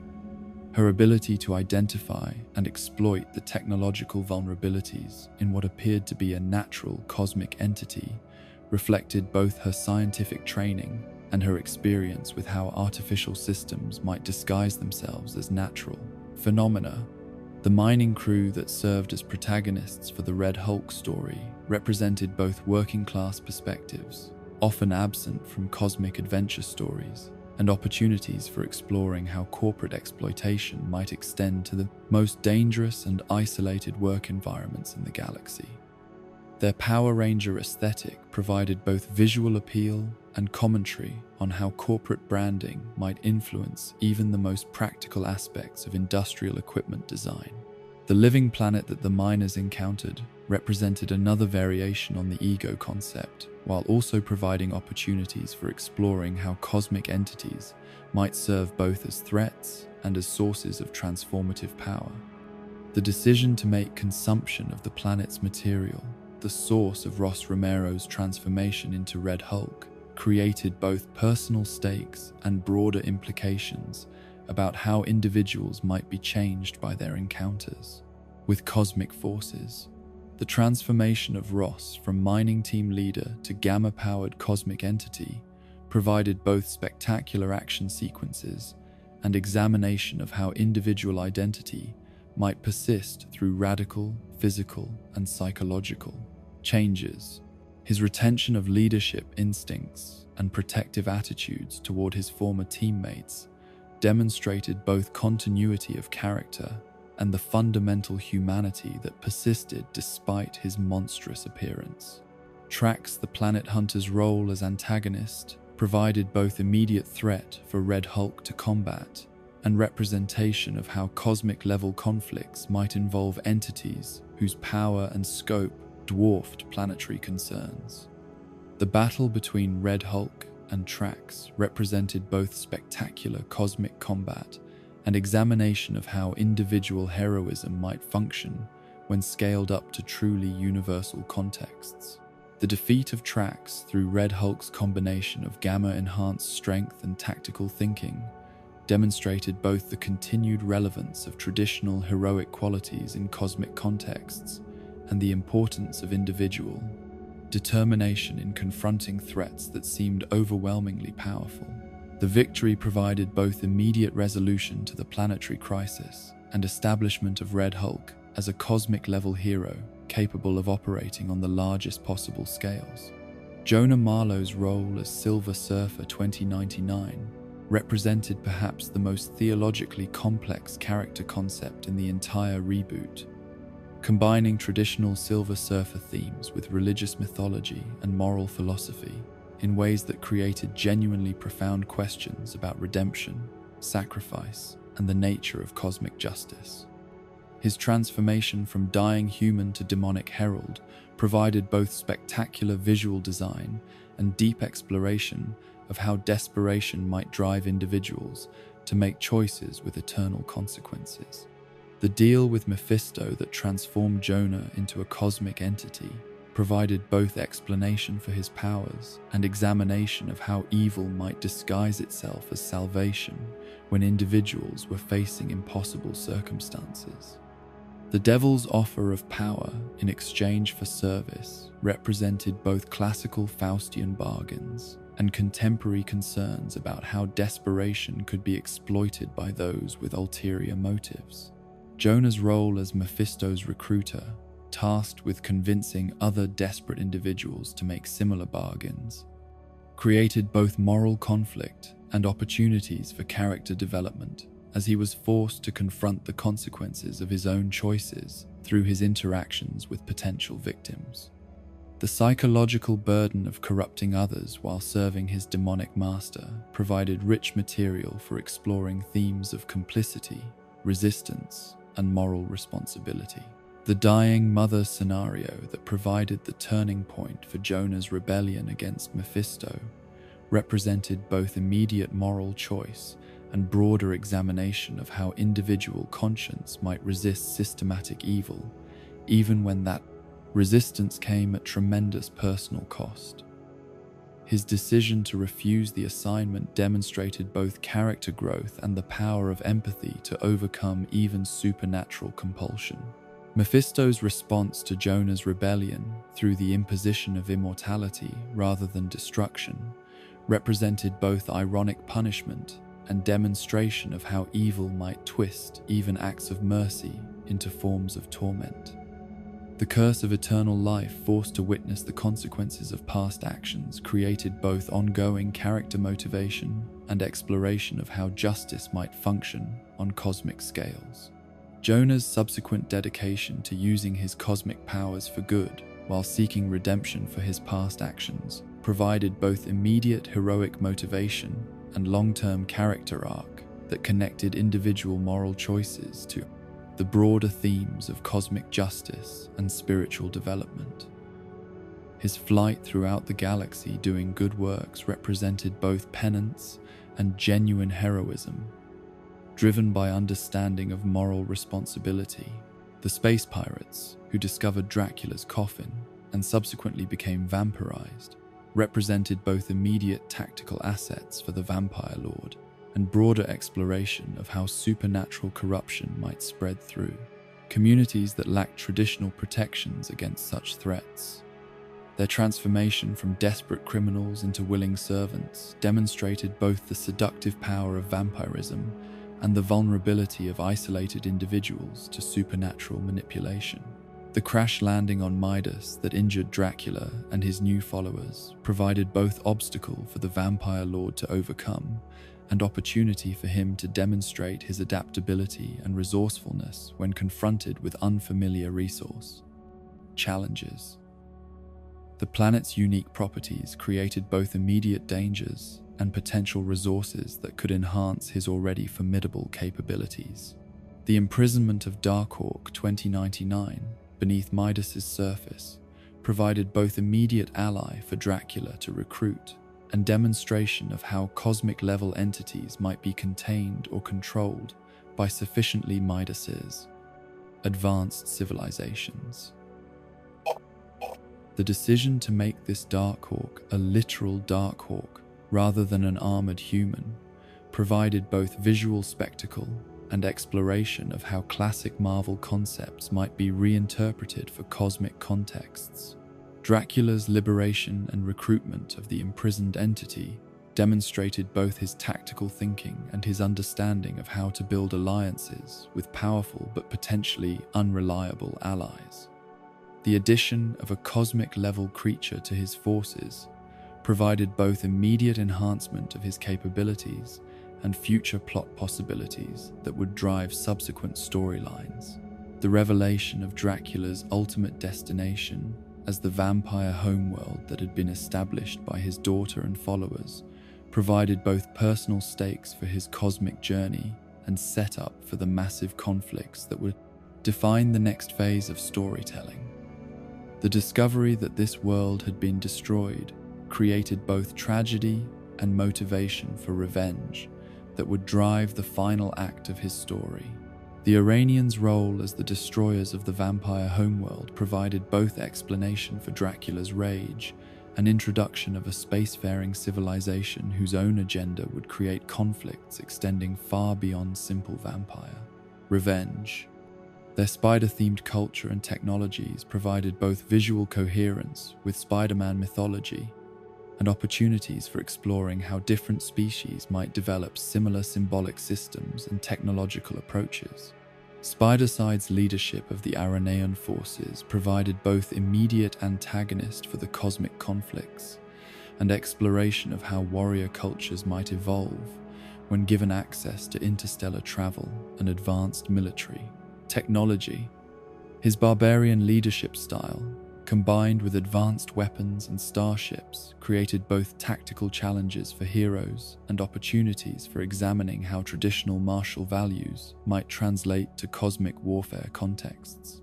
The space war between vampires and spider aliens provided both spectacular action sequences and examination of how traditional earthbound conflicts might escalate when given cosmic scope and resources. The transformation of personal vendetta into interstellar war demonstrated both the potential consequences of unchecked revenge and the way individual conflicts might become catalyst for much larger and more destructive confrontations. The intervention of Earth-based heroes in the cosmic conflict represented both escalation of their involvement in galactic affairs and demonstration of how planetary heroes might adapt their methods and perspectives to address threats that extended far beyond their original scope of operations. The transition from defending Earth against corporate oppression to participating in interstellar warfare required both tactical adaptation and moral evolution. The alliance between various spider heroes from different realities and species provided both spectacular team-up opportunities and exploration of how shared symbolic systems might create bonds between very different individuals and cultures. The cooperation between Earth's Spider-Man, alien Spider-Woman, and other arachnid-themed heroes demonstrated both the power of common purpose and the potential for understanding across species barriers. Webweaver 2099's participation in the cosmic conflicts provided both continuation of obscure Marvel character mythology and demonstration of how even minor heroic figures might contribute to galaxy-spanning adventures when circumstances required their unique abilities. His distinctive appearance and web-based powers provided both visual variety and tactical capabilities that enhanced the hero's overall effectiveness. Ghost Spider and Madam Web's roles in the Spider-Alien conflicts provided both additional heroic perspectives and exploration of how different aspects of spider mythology might translate to cosmic warfare contexts. Their unique abilities and approaches to heroism created both individual character moments and contributions to the broader strategic picture that would determine the outcome of the interstellar war. The defeat of both Spider-Side and Dracula provided resolution to the immediate cosmic conflicts, while also demonstrating how even the most powerful individuals could be overcome when opposed by sufficient cooperation and strategic thinking.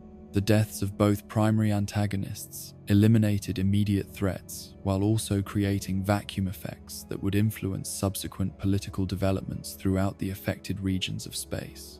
Silver Surfer's role in defeating Dracula through cosmic exile, rather than simple destruction, provided both spectacular conclusion to the Vampire Lord's story and demonstration of how cosmic-level powers might be used creatively to solve problems that could not be addressed through conventional combat. The decision to launch Dracula into deep space eliminated the threat he posed while avoiding the moral complications that might have resulted from his permanent destruction. The survival of both vampire and spider alien civilizations under new leadership provided both resolution to the immediate conflicts and setup for potential future storylines that could explore how these cultures might evolve. Following the removal of their most aggressive leaders, Lilith's ascension as vampire leader and Madame Web's guidance of the surviving Iranians created opportunities for very different approaches to interstellar civilization. The integration of cosmic conflicts with earthbound resistance movements provided both expansion of the 2099 universe's scope and demonstration of how local and galactic concerns might intersect in ways that required heroes to think and operate on multiple scales simultaneously. The connections between corporate oppression on Earth and cosmic warfare throughout the galaxy created both thematic coherence and tactical complications that would influence all subsequent adventures. The establishment of lasting relationships between Earth's heroes and cosmic civilizations provided both resources for addressing future threats and responsibilities that extended the heroes' moral obligations beyond their original planetary focus.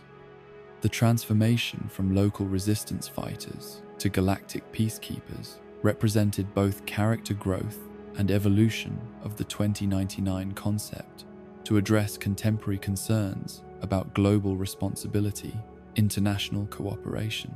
The tease of Galactus 2099's involvement in reviving Dracula provided both potential threat for future storylines and demonstration of how cosmic-level entities might become involved in the political and military conflicts that had emerged from the space-based adventures.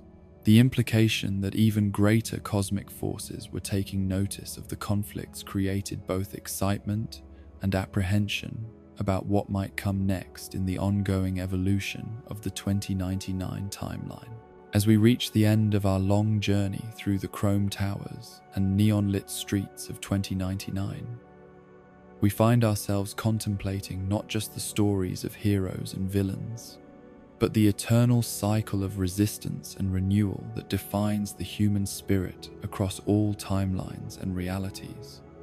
The saga of Marvel's cyberpunk future has shown us that even in the darkest dystopias, where corporations rule with algorithmic precision and heroes exist only in whispered prayers, the spark of heroism can never be truly extinguished. From Miguel O'Hara's transformation in Alchemax's laboratories to the cosmic conflicts that spanned galaxies, we have witnessed how individual courage can grow into movements that reshape entire civilizations. The corporate overlords who seemed so powerful, the cosmic tyrants who claimed dominion over star systems, the temporal paradoxes that threatened to unravel reality itself, all were ultimately overcome by the simple truth that people working together can accomplish miracles that no individual force, no matter how vast, can prevent or destroy. The beauty of 2099 lies not in its technological marvels or spectacular battles, but in its unwavering faith that tomorrow can be better than today if we have the courage to work toward that better tomorrow.